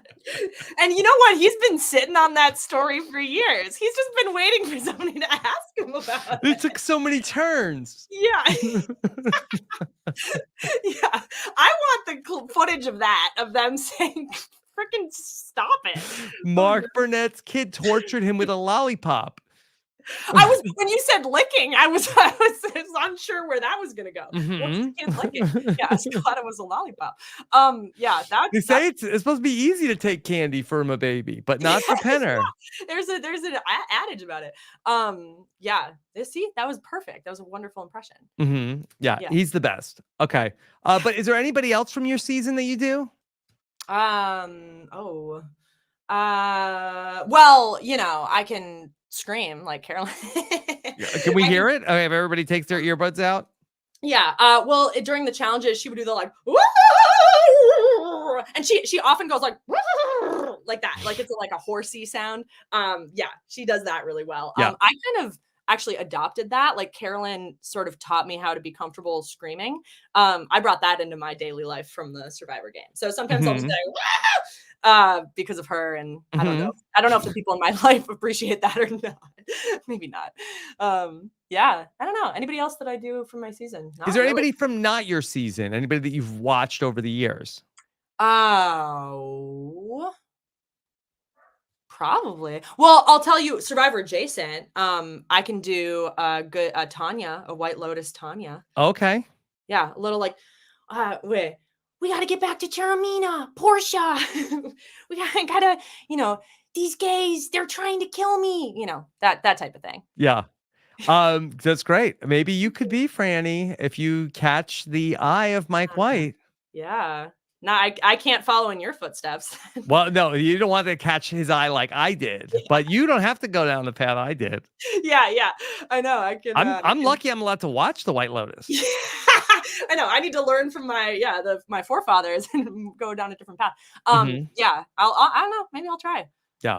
Okay. All right. So we were talking about the rice negotiation. Yeah. Oh, so okay. And here's what I'll say. I mean, my feedback to Jeff here is go up to 5. Say I need half because I think that's harder, and then you have reason to pull out the knife and stab the rice and whatever. I thought it was fun. Can he do the knife again? He can do it for 46 because I haven't seen it. Mm-hmm. Yeah, but we've seen it. Does he need to like? But I think it's a next time, this time it was fun because it was a surprise. Next time it'll be fun because it's a surprise for them and the anticipation of it will be exciting. After 46, he can't do it again. Then it's maybe he takes, genius. He takes, it's like the rice is in a piñata. He takes a club and he's like, I'm going to keep bashing this until you give me 5 people. There's rice flying out of the piñata. He can mix it up. There are ways to make it. Yeah, I would like for him to have like different, like maybe like Rube Goldberg inventions that like destroy the rice in different ways. Like he just like taps like a marble and then it rolls down and then like an axe chops the bag or something like that. That would be very fun. I want him to be like a Bond villain. Yeah, or like Saw or something. He's got like tricky like puzzle box. Yeah, maybe that's the direction he's going. He seemed to be really excited to talk about how villainous he was at Tribal Council. He was like, so let's talk about the rice negotiation. Like he wanted to bring it up. Yeah, I love it. It's a fun direction. It's a fun direction. Yeah. And it's also fun. I feel like I noticed specifically this tribal council. Everyone was a lot more chatty and like giggly than previous tribal councils. And that's definitely a function of them getting rice and food. Cause I remember we had that too. So it makes it fun. Yeah. And I also feel like that Survivor 45 has had really good tribal councils so far. I feel like that in a lot of the new era and a lot of the old era too, that we were spending a lot of time like in the metaphor and like with, no offense, but like, what is full tilt boogie? What does this mean? Tell me, like, explain full tilt. Like, I'll tell you what full tilt boogie is. Yeah. But it's like, it's not informative. Yeah, it's not interesting. And I love it's fun. It can be fun, but it's not necessarily like it's a little bit like it's not filling. Yeah, it becomes a routine segment. People just like making analogies. Yeah, I don't think we've gotten like a good juicy. It's like a filibuster at times, I feel like, for the players. Yes, absolutely. And yeah, Jeff actually started. There were a couple times in 44 where like this confused me to no end. He would like tell me an analogy and say, "Isn't that right, Frannie? Doesn't that describe the game really well?" And I'd be like, "You said it." Like, I don't even know what I said. Can you think of one? Can you remember? So he asked me a question. This was this episode Kane went home, I think. He was like, Frannie, this the energy in here is crazy. It's like you're in the car and somebody gets in the car and you're asking them what their plan is, and then they get out of the car and then somebody else comes in the car. What's that plan? Blah. And he was on one, like he was freaking out. So then it comes to me and he goes, "Isn't that right, Frannie?" And I just go, "Yeah, exactly what you said." Like, I don't know what to say.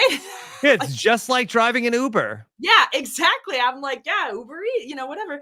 Yeah, that's an interesting one because I'm like, Jeff, you're not really hosting now. Now you're just using this platform to say whatever goofy thing you're trying out material. Right. Yeah, trying out material. Yeah, we're actually the first round of Jeff's like stand-up show. He did like beta tests it for us. He's well, look, he was on Fallon this week. He's like workshopping material. Yeah. That's actually all of 45 was him workshopping for Fallon.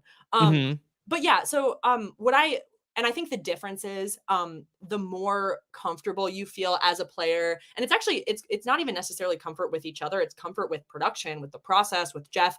the more comfortable you feel, the more willing you're gonna be to drive the narrative at Tribal, talk about what you want to talk about. And all these players feel really comfortable doing that. And that makes it so much more fun. Like I love I love Jake being like, can I make a pitch? You know what I mean? And just like talking That about was really, I really liked that from Jake Yeah. when, he, like, whether it was real or not, Jeff is asking him a question about the rice negotiation, which is something that is not going to change what's happening at Tribal Council all the time. And, and you're sitting there and like he's asking questions, and I'm like, I could go home tonight. Why are we talking about this? Yeah. And I love that. Yeah, and I respect Jake for it too, because I think that there are a lot of players, honestly, probably me, who would feel like Jeff is asking me a question. I need to answer exactly what question Jeff asked me because that's what I'm expected to do, and therefore I will do it. And Jake was willing to do something different, and I think that that's really, really cool. But yeah, we don't need the 12th person's take on like why somebody might sit out of the auction. Jeff, why are you asking that question? So Yeah. I think it's great when players can recognize that they can actually use Tribal to their advantage. And I think that that's actually, yeah, Tribal feels like it's been more impactful this season than Yes, I agree. season. And like we had, for example, a couple weeks ago when who actually went home? J Maya. This is when Caleb's shot in the dark hits. During Tribal, Caleb getting a little nervous. He kind of calls out like J Maya and D and Julie, and we saw that had repercussions, and I think is why they targeted him so strongly. So yeah, I don't know. I think people are treating Tribal less as a formality and more as an opportunity, which I think is really exciting. Yeah. Let me then bring in a question from Brando Meyer. Wants to ask you, Oh, Brando. what moment from Survivor 44 would have been better if Jeff had a knife? Yeah. I know. I saw this question. This is so fun. At any moment, really. Yeah, Would that be menacing if Jeff had a knife at Tribal Council? yeah, maybe wouldn't instill that sense of comfort that I was just talking about. You need to trust that production won't like lash out at you at any moment. Better moments, better with a knife. Maybe I don't know. I would have loved if when Bruce went down in the marooning, Jeff like comes to the rescue with his own like knife or set of medical tools, starts trying to like do sutures or something. That could have been interesting. Mhm.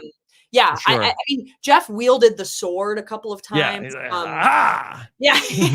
So they got the idea from maybe.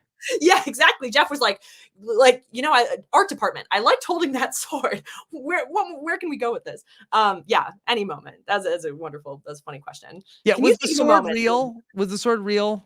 Oh, the sword was not real. And you want to know what? So it wasn't Was it even metal. plastic? Yeah. It wasn't plastic. It felt like paper mache, like plastery something.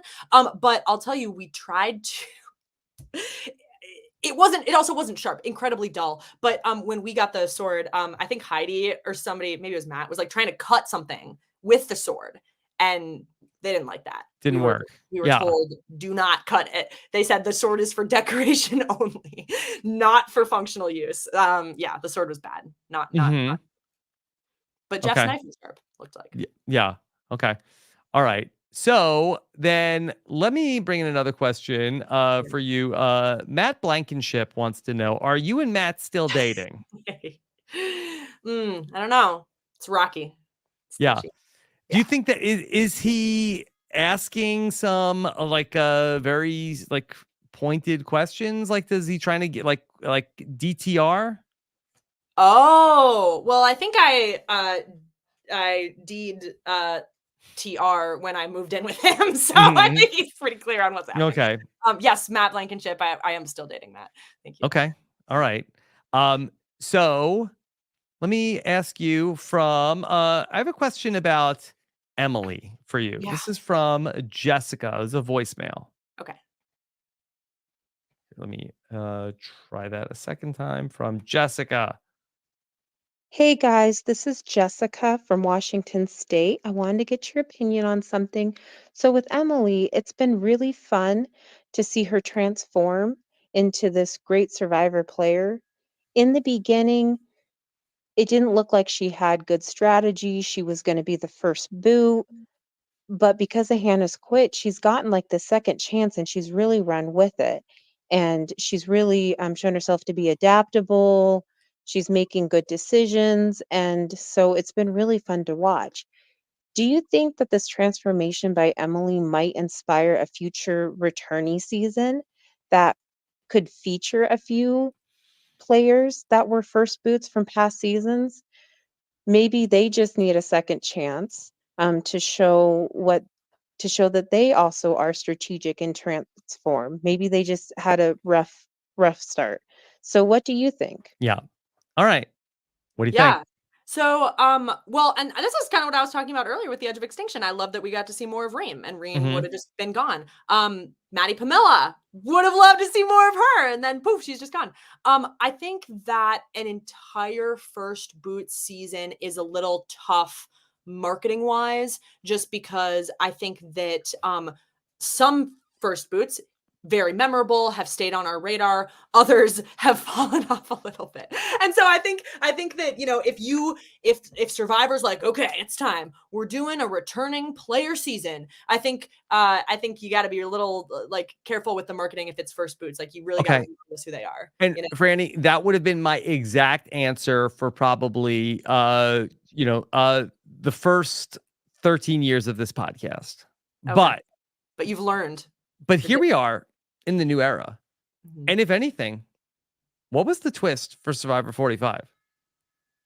Oh, We literally brought back the whoa! first boot from Wait a Survivor minute. 44. True. And I think that's the thing that has changed potentially. And I don't know if it's just first boots, but early boots is Mhm. that Jeff is at the top of the food chain in terms of the casting. So Yeah. for all this time when, okay, yeah, sure, he like had a vote in the casting. Yeah. Okay, well, we got 1 million people, whatever. But if Jeff really loves some of these people that are early boots, it's like, oh man, this person was great. I just wish the audience could have seen them.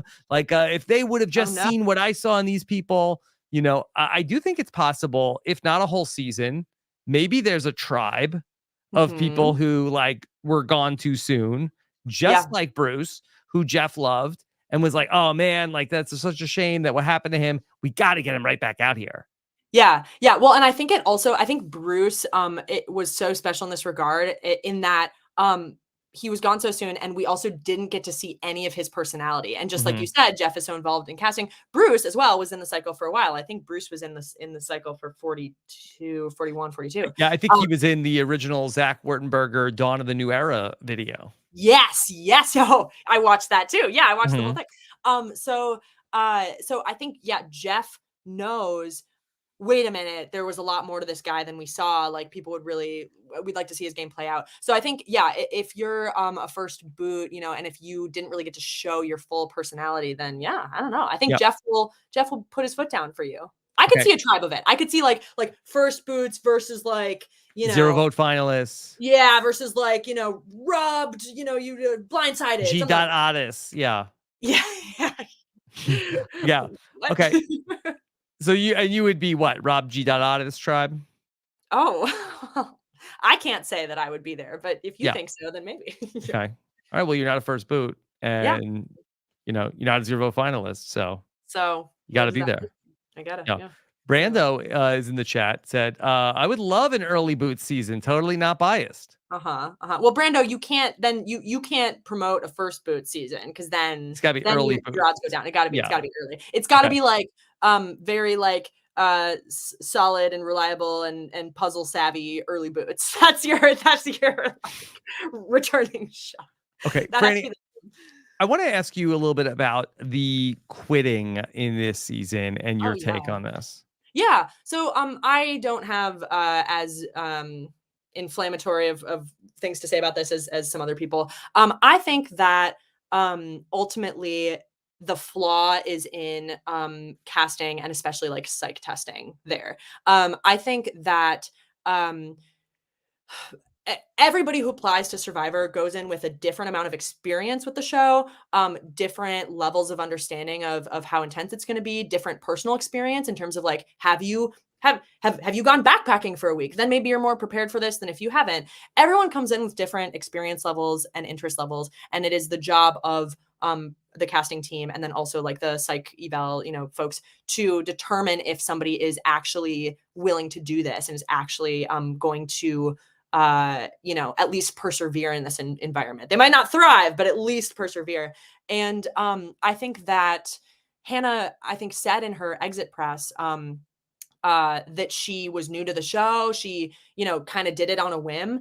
And honestly, I'm surprised that that didn't come across in some way during casting. Mhm. Because yeah, during casting, I spoke a ton to how much I cared about the show, how I really felt like I could persist, compete physically. Like, you know, my thing that I talk about during casting is like the challenge, like the Christian Hubicki, you know, 6-hour challenge. Oh, I would have loved that. Like, that's my favorite thing in the world. So they, you know, got this sense from me that I would, you know, stick it out through anything. And I think that there had to have been some sort of sign from her that she was maybe not as committed as others. And I think that that's what was missed there. Sean's is more interesting to me because Sean understands. So Sean comments on like wanting to, you know, his real adventures with his husband. Very beautiful. I love that. But like Sean knows that he's not going home to his husband tomorrow. Right. Sean understands that he's going to Ponderosa. So my problem with the quits is that it hurts other people's game. That's what's hard. And I think like honestly, if you're gonna quit, be Hannah, quit first, because then, you know, it's not like somebody has built up like a strategy around you necessarily so much. But I think it does stink for Sean. I mean, like maybe Jay Maya would have had a better shot if Sean had stayed around and they could have gotten out Sifu, you know, all these kinds of things.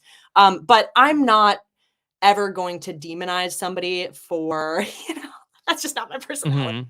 So, Yeah. I'm not gonna rag on these people. I think that they probably made, you know, a decision that felt right to themselves in that moment. But yeah, that's tough. Yeah. I feel like it really brought out a lot of big feelings from people Yeah. about about the quits. And I kind of felt like that where I mean, doing this for a very long time, when Purple Kelly and Nayanka quit, that was the worst. Yeah. People had the most big feelings about it, but then I kind of feel like that we had many other people who quit along the way. And I feel like the people didn't really get that worked up about it. Like I kind Yeah. of feel like that we had like quits in Yeah. Cagayan, Lindsay Lindsay. Yeah. quit and B quit, Mhm. and like I'm sure there was like a couple of other ones along the way where people quit. And I just felt like that nobody really kind of cared. And I think that the difference might have been that happened at like the beginning of an episode, and then by the end of the episode, I think that people kind of forgot. I feel like that Colton's quits. Like people were like, freaking Colton, Mhm. this guy. I can't believe they brought him back. But this one really got people very like worked up, and even Jeff, I think, had big feelings about this. And so Jeff was on the Kelly and Mark show this week. Did you see this clip? I saw Okay. this clip. Yeah, yeah, yeah. I'm going to play the sounds from this. All right, here's Jeff on with Kelly and Mark talking about the quitters, okay? 45? Yeah. Oh my gosh. I hear 2 contestants quit this season. Quitters, man. In fact, Mark Consuelo says like, "Oh, Jeff, I'm hearing. Yeah. Heard, An intern had to like feed that to him. Yeah. Yeah, I heard there's some quitting going on in this season. Very disappointing to hear that. Don't like that at all, Jeff. Okay, here's Jeff. I want to just make, yes, 2 people quit. The truth is, over 45 seasons, less than 1% quit. So it's pretty remarkable people actually do it. What was it? What's usually broke it's a 'em? mental thing, right? They just don't want to, they just get out there. You can't, the one thing you can't test for in all the psych testing Mhm. is the real elements, you know, the Right. rain, the bamboo, the snakes, and all that. But I want to declare right here on your show that from this point forward, if you're a Survivor player and you quit, your torch will not be snuffed. That's over. To get your torch snuffed, you got to play the game. I know if you're not a Survivor fan, you're like, what? No, are I they understand what you're talking about? saying. No, They but do like that, everybody- right? everybody. It's their moment. Yeah, you don't get the moment if you quit, I think. No. I think I need to be a little harder on that. Okay, what do you think, Frannie? Yeah. What do you think about the Um, new rule? New rule. I know. I love that Jeff like is making this announcement, and who is it? Mark To and Kelly. are Kelly like, and Mark is like, yeah, they're like, all right, what's a I know you torch? two have no idea what I'm talking about. I Yeah. think Kelly does. Yeah, going back into that they used to have a lot of Survivor people come through, Regis and Okay. Kelly, and so I think Kelly knows what's going on. I see. Mark's not up to speed, but you know. I'm not. We don't know what Mark Yeah. knows about. Yeah. Yeah, you know, I like it. I like the concept of Jeff saying, okay, well, walk out. Cause I think it's kind of it adds to the discomfort of that moment in a way that Mhm. really highlights that the player has done something that feels like wrong. And I think But that that's like interesting. Franny, talk me through the logistics of this, okay? Oh, oh, the legit. What do you mean the All right. logistics of quitting? Okay. All right. No, Or like as if said as a. Oh, go ahead. you don't get your torch snuffed. Okay, you quit. Okay, so you're at tribal council. Yeah. I'm you be Jeff. Yeah. I'm quitter quits Pretty McGee. McQuitterson. Yeah. Yeah. Yeah. Another person who quit, Julie in Survivor San Juan del Sur, Yeah. that people didn't get that. I feel like didn't get that worked up about. Yeah. So Wait, all right. quick aside. The first season of Survivor I ever saw was Cagayan. And so the first 2 seasons I ever watched, somebody quit. And so I thought that that was like a normal thing, actually, that people like regularly quit. And I come to find out like, no, it's less Yeah. than 1%. Continue. All right. Hey, Jeff. Yeah. It's just not my thing. I didn't know about the bamboo and the snakes and the rain, and I'm just gonna. I don't know. I like it's looked more fun on TV. I gotta be honest. I think I'm gonna Quitty. peace out. Quitty. Are you sure? You Yeah, thought through this. yeah. You've I thought made up through my this mind. clearly. Nothing you could say or do is gonna tempt me. I just want to leave. All right. Well, see So yourself out. There's no need to vote. my torch. See Do I need yourself out, to? Quitty. So it's just gonna stay lit my here torch now. with you. It's my torch now. But doesn't fire represent my life in the game? And by not snuffing it, doesn't that mean that I have That I not live on? quit? Yeah. Ooh, Quitty, you got me. Jeff, I'm gonna actually pull Jeff's water bottle out from under the podium. So I'm just gonna walk out, Yeah. leave the torch here, and I'm just gonna leave. Yeah. You're gonna leave. Actually, your torch will stay lit in tribal forever to eternally remind people of the horrible thing that you did. Will you say the tribe has spoken at any point when I leave, or No, Quitty has spoken. The That's tribe it? was silent. Yeah. right? I guess I'll see y'all on the flip you later. side. It's been nice. Yeah. This seems like an awkward logistically moment now. Yeah, it's an awkward. Oh, And- because he's done that before. He's like, there's no need for your torch. I feel like he has to be. First he has to give you the demon eyes, Mhm. look very intensely, Yeah. and then he got to be rude about it. There's no need for that. Get Like I think it's like Jeff calls this 2 quits, and Sean Yeah. did clearly want to quit the game. Yeah. But they voted. Yeah. So when they do the votes, and it's like, all right, that's 3 votes, Sean. That's enough. Yeah. And it's like, but you quit. So leave Yeah, the, like, Sean- well, hold on, did I get voted out or did I quit? Yeah, Sean's Jeff, if Jeff hadn't snuffed the torch, it would have been weird. Well, also, I mean, the fact that not every vote is for Sean, now that's interesting. So now it's like, okay, well, somebody else could have done it. So yeah, I think that Hannah's, I could have seen him not doing the torch. But you want to know what's interesting about this? I see in their future, if somebody quits, God forbid anybody else quits. I think anybody else would be terrified now, given like the vitriol that some of these players have received online. But if somebody quits in the future, I see them doing like a really forlorn like zoom in shot of that still lit torch. Everybody else walks out and the torch is still there, and then somebody has to go like put it out. Yeah, it's interesting. It's logistically difficult. Yeah. How about this? Okay, you quit the game. Jeff says, all right, go blow out your own torch. Now you have to go up there and put your face in it and literally blow out your own torch. But then now is it happy birthday? Is it happy birthday? If you miss it, how many boys are you gonna Make kiss? a wish. Yeah. If your wish is to quit, go wish. Go wish to quit the game and blow out your torch. Yeah. Yeah. That's tough. And then now there's a lot of questions. What happens if you're short? Can you reach it to blow it out?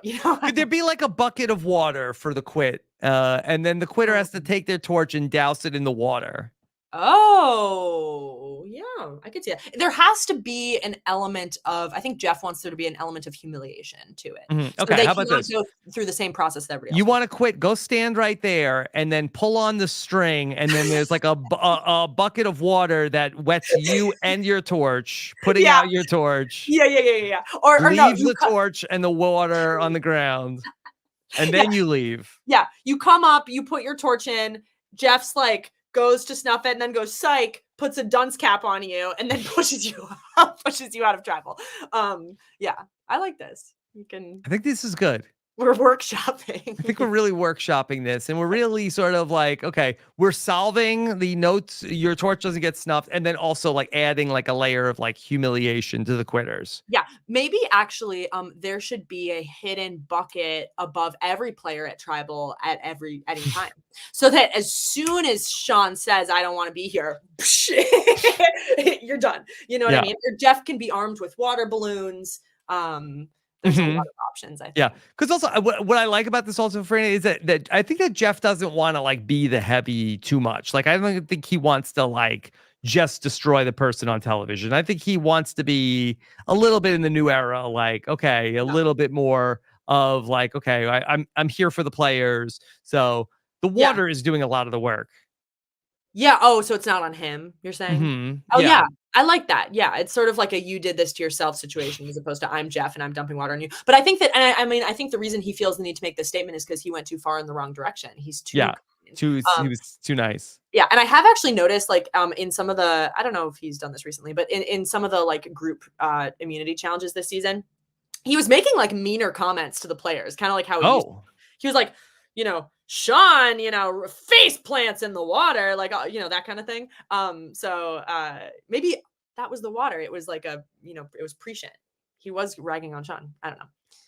All right, let me give you a couple Give more me another questions question. here, Franny. Okay. Out of HVN says, as someone who's actually had the dream to play Survivor, do you watch the new seasons differently? Are you more interested in the different aspects of the game than you were before? Yeah, well, I'm always interested to know what's it like now. You've watched so much Survivor before you went to go play, but now this is the first season you're on the other side of it. So what's it like now to look at Survivor?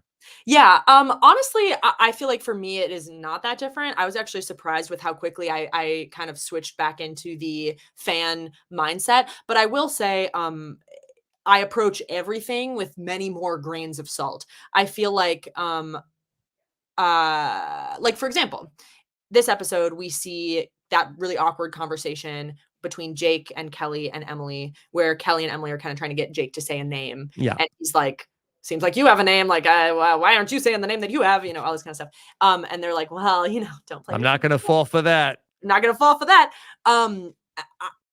That feels like a big misstep from Kelly and Emily, and watching as a viewer, I think watching 5 years ago, I would have been like, whoa, like that was a crazy conversation. But now having played, I know there were 12 other conversations. Surely at some point somebody gave Jake a name. So, you know, none of them are sloppy enough players that they wouldn't give Jake a name. So that had to have happened. So I think that playing and then watching subsequent seasons allows you to like couch things a little bit more, where you understand that people like probably had more conversations, planned things a little bit more than it seems like they did. I also feel like I'm a lot more attuned to like Frankenbites now, because I had a couple actually on 44. And when it's your own voice, it sounds so obvious. And I'm like, oh God, how did anybody not realize that that's a Frankenbite? But it's a lot harder when it's other people's voices. So now I hear it more. And then that kind of prompts me to be like, oh, what were they actually saying? But you know, I don't know, much the same. I love being a fan again. So I'm excited that I just feel like a fan, to be perfectly honest. Okay. How about this question? You mentioned the edits. Okay. So Aaron wants to know that the edits on TV make it seem like everyone knows it's going to be one or two different people at Tribal. Is that actually the case? Or is everyone constantly in a state of panic of being blindsided? Are there ever Tribals where you 100% felt safe besides having immunity? Of course. Yeah. I think that like often like the first Tribal of the merge, when like people really don't feel like they don't know what's going on, they don't even know people. I think in that kind of situation where things are very new, or like first tribal after a swap, maybe actually a lot of people will be very nervous and think that it's them. But honestly, I think there's a lot of rounds where a lot of people feel fine. And I think that, you know, if Jeff asks at Tribal, you know, who here like thinks it could be them? Of course you're going to raise your hand, because if you don't, then now it's a problem. Now it is you, because you didn't raise your hand. But I think there's actually a ton of rounds where people are like coasting and feel fine. And I think that happened on 44 a lot. Not really for me, to be perfectly honest, because I was honestly, I was immune like the 4 rounds before I got voted out. So I was didn't have to be concerned. And then when I got voted out, I was concerned. So I didn't have that experience, but I'm sure people did. Elizabeth, on a similar note, wants Mhm. to know, how often does your mind stop thinking about the game and legitimately relax and kind of space out a bit? What's the mental space like out there? You're somebody who's talked a lot about mindfulness, both Mhm. coming into the game of Survivor and a little bit on the show. Yeah. Are there points when you can sort of like, okay, just like relax during even the 26-day game? Yeah, so I can't decide. So I think that there are points where you can do that, and it's entirely possible to relax and not think about the game. I am still trying to figure out if I think that that's a good idea or not. I certainly took opportunities to not think about the game. I, meditated. I did breath work with Danny. I flirted with Matt and didn't think about the game. Like I had a lot of opportunities where I gave myself a mental break. But I think that Jam Jam never did that. I think that Jam Mhm. Jam was always thinking about the game. So I think like acutely in the short term, you feel better if you like take a mental break and you come back, you maybe feel a little refreshed. But I actually think that like the correct play as a player is to constantly be thinking about options, thinking about all the other people so that you don't like miss something. That's super interesting. Yeah, yes, because okay, so like for example, I mean, you don't like see this on the show. Sorry, I don't know why I got so excited about this, but this is something that I feel like I did really wrong. Actually, is there's downtime that you don't see on the show. There's you have to get to tribal, you have to get ready to set up for tribal. Takes time for Jeff to tally the votes. All of those are times where you're sitting there silently, you can't talk, you only have time to think. I took those opportunities to take a mental break. I thought about home, I thought about snacks, I thought about whatever. But I think that like really good players in this game use that time where nobody's talking to them. They're not expected to, be any sort of way to think through every perspective. I think Jam Jam told me he did that. He used that time to take every person in the game one at a time and say, what does that person think is going on right now?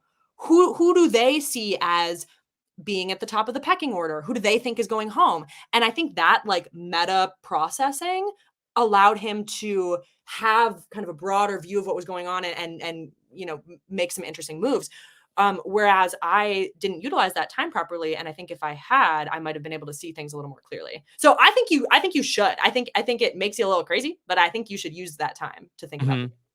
What about your mindfulness practice in terms of coming out of Survivor? How much did that help game. you in terms of readjusting and getting through the very crazy period that is when your season is airing?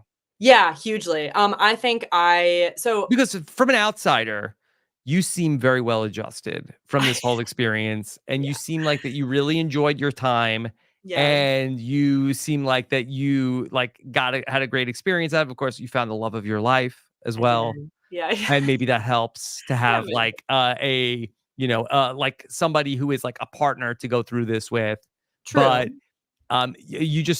I've seen many people go through this experience, and you seem like you have come out on the other side very well adjusted.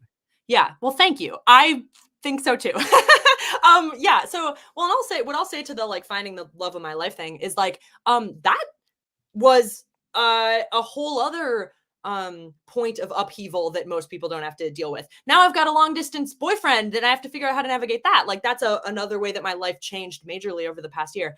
Um but yeah, I think that my mindfulness practice does have a lot to do with it, my experience with that. Like I think that I have over a lot of years and a lot of practice because it's hard like cultivated the ability to not always, I don't know, I'm not always good at it, but like sometimes create that separation, zoom out and look at the bigger picture, what things happening in my life do I like really need to actually be upset about and concerned about it? And what can I just kind of like accept and let go? And for example, like, this is maybe a weird example, but like mindfulness, critical to me doing well in challenges because my pain management is like pain tolerance is very high because I feel like mindfulness helps me to recognize like this is a transient thing. I'm in so much pain, but it will be done. This challenge will not go on forever. And I feel like that's how I've approached a lot of the big feelings that come along with being on Survivor is allowing myself the space to choose if I want to engage with those or not. There were times where like especially like when season 43 was airing and I'm just like itching, I'm chomping at the bit, like, why can't it be 44? There were times during that period where I was just like, all I want to do is all day think about Survivor and spin out about it and whatever. And I would allow myself to indulge in that. But there are other times where I was like, Frannie, it'll come when it comes.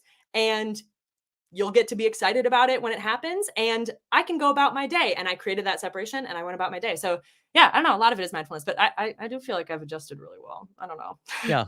And also, let me tell you, maybe I told you this already, but like, even to, and this, this relates to this week where, you know, Kelly is blindsided. She has this huge reaction. She's very upset. She, you know, doesn't even grab her torch. I was blindsided. You see me, I dropped an F-bomb. I was surprised. And also this is nothing against Kelly. This is just a comment on my experience.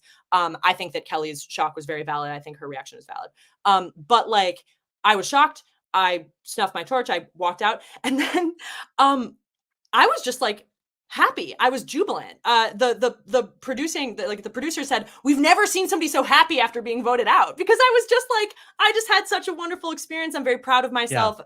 You know, so you got off the roller coaster.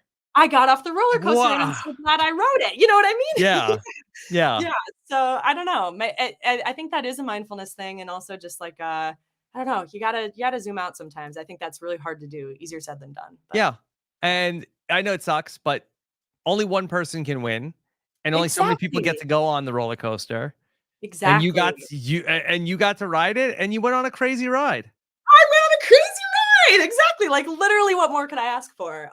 Yeah. I don't know. And I think a lot of people go in like really so laser focused on winning, and I feel like that can make it really hard to recover when you don't. Mm-hmm. And so again, it's a question of like, do you laser focus on winning because that might help you to be in the correct mindset to win? Or do you change your goal? My goal going on Survivor was to learn about myself, push myself past where I thought I could go, and to have a ton of fun. And I accomplished all of those goals. And so I'm happy. Right.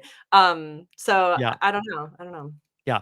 I feel like I had both experiences. I feel like I had a very similar experience where the first time I went, I got done and I was still like, oh my God, this was the best. Like there was never a point where I had any sort of like bitterness. Like I came very close to the end. And, you know, I think that some people like that got that close to the end, like it kind of like eats them like, oh, I was this close. I never cared. But then the second time I played, I went out early and my experience was like, I didn't even get to go on the roller coaster. Like, the ride barely started. So I definitely like had like the more sour experience, like from the second time I got to play. So it is very much results oriented, especially when you feel like, I was just getting going.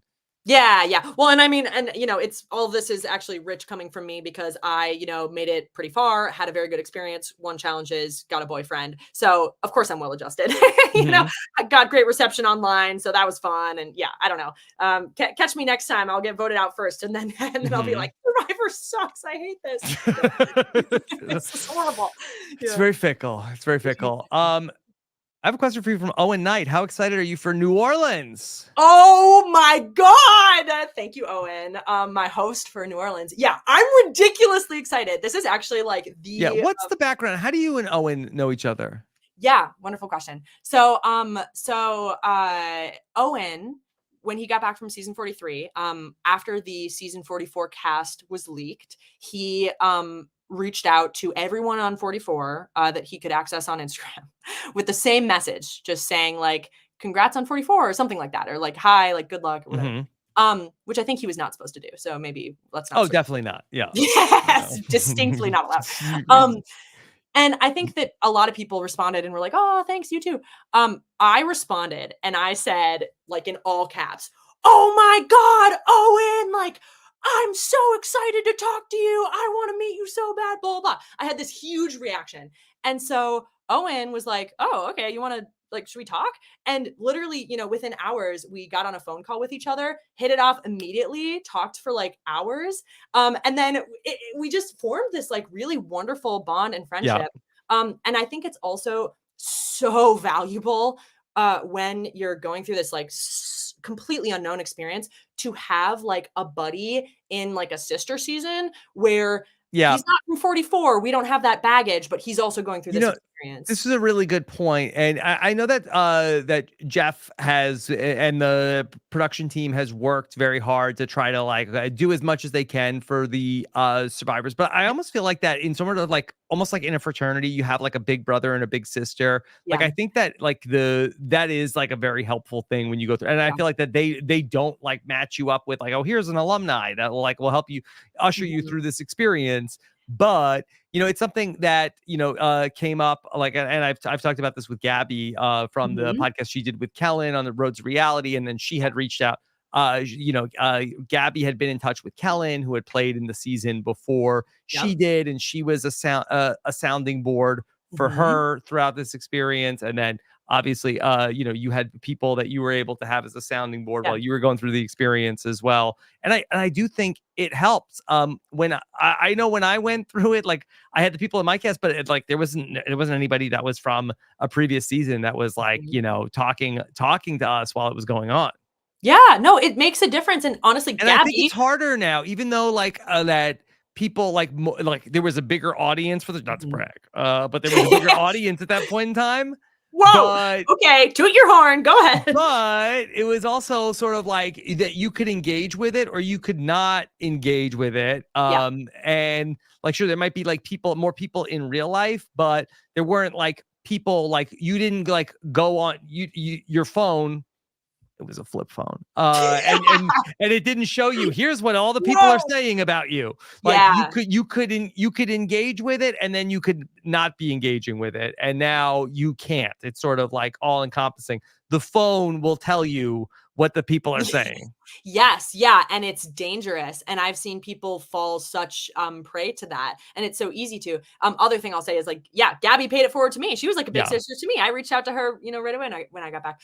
So yeah, I think it's like really, really valuable to have that voice of somebody who's either going through it, but not from your season, or who has gone through it. I will say, Survivor and production, like this is something that they're like working on really actively, that they care about a lot. So I think that they're making moves to make it better for people. And I think this would be a part that like they should consider like making that a part of it also, of like, okay, here's some trusted people and like here's somebody that's sort of like in your archetype of like this would be a good person to talk to. Yeah, I think so. I mean, obviously the fear is that things would get like spoiled, but I think that, people in this community, like we've all gone through this. We understand how critical it is that doesn't happen. So I don't know. I feel like it would be really helpful. And just like you said, even like, I even think the new era has been like since, post COVID, people are especially even more on their phones or on Twitter. They're saying their every thought in their head because they're, stuck at home, whatever.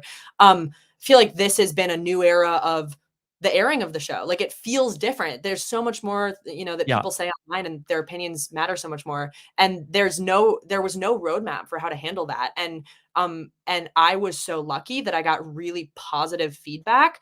But I got some negative stuff, and I had to on my own decide how to cope with that. And all of us did that on our own. And now, we're building up enough of a group of new era folks who've had to deal with being on the show in this new age, and we can help each other. And I think it would be even cathartic for the people like, people from your season. Like if you were talking with people that were like going through it, like I think it would also like help with like processing like your feelings and have you help you to have a better understanding of like what you went through. And so like I don't know if they would ever like think about something like this, but I think that this is like actually like a very good idea. Yeah, well, and what I'll say, pitch to if anyone from Survivor's listening is, Owen and I, back to what we originally were talking about, formed this wonderful friendship. I've literally visited him 4 times in New Orleans in the past year. He came to my premiere party in Boston. Like we're quite good friends, and I did not know how he placed or how he did, and he didn't know how I did the entire time. Yeah. So we were able to have this whole incredible supportive friendship and didn't spoil anything. I still, crapped my pants when Gabler won because I had no clue. So did a lot of people. So did a lot of people. So did Emily. So yeah, it's entirely possible, I think, with the right people. Okay. Well, if you want to come out and see some of these wonderful people like Frannie and like Owen, go to robinswebsite.com/events where we're going to be in New Orleans on December 6th. So very much looking forward to that. Frannie, what do you have going on for the holidays? Oh, I'm home in Minnesota. It's where I'm from. Holidays with, the family. Matt is here as well. It'll be our first What's he holiday. visiting with the family right now? He's visiting. Yeah. They're He and my probably mom have been they're talking probably for talking about you. 2 hours. They probably are. Yeah. So this is Matt's first holiday with my fam. Very excited about that. He will be, I'm gonna cart him around and show him. Is there anything special that Matt will experience for the first time here at a Minnesota Thanksgiving? Yeah, so this is and I've warned him about this, is my family were incredibly loud.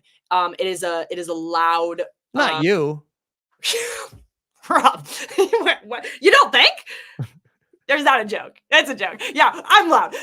So here's the thing is we're all loud individually. And then when we're all in the same room, it is like an echo chamber and it becomes ear splitting, like really accelerates. And so there's kind of this like trend in my family where I feel like a lot of the women are really loud and a lot of the men are quieter. And so I told Matt, I was like, you need to decide. Are you gonna play with the big girls and shout? Or are you gonna be quiet in the corner? And I think he's gonna be loud, but he's mentally preparing for it. Yeah.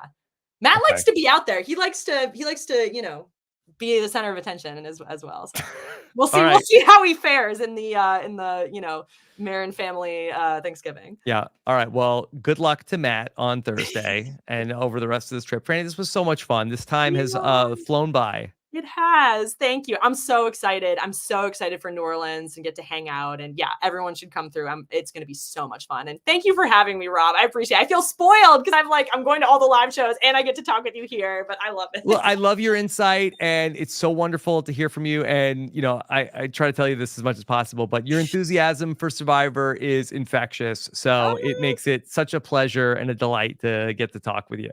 Oh, thank you. That means the world. Thank you so much. All right. Well, we had a lot of fun here today. If you missed any of the other podcasts, either from me or from anybody else in our RHAP family here, be sure to check them out in our Survivor podcast feed. You go to robinswebsite.com/Survivor Pods or robinswebsite.com/subscribe for everything that we have to offer. We will be back on Wednesday night.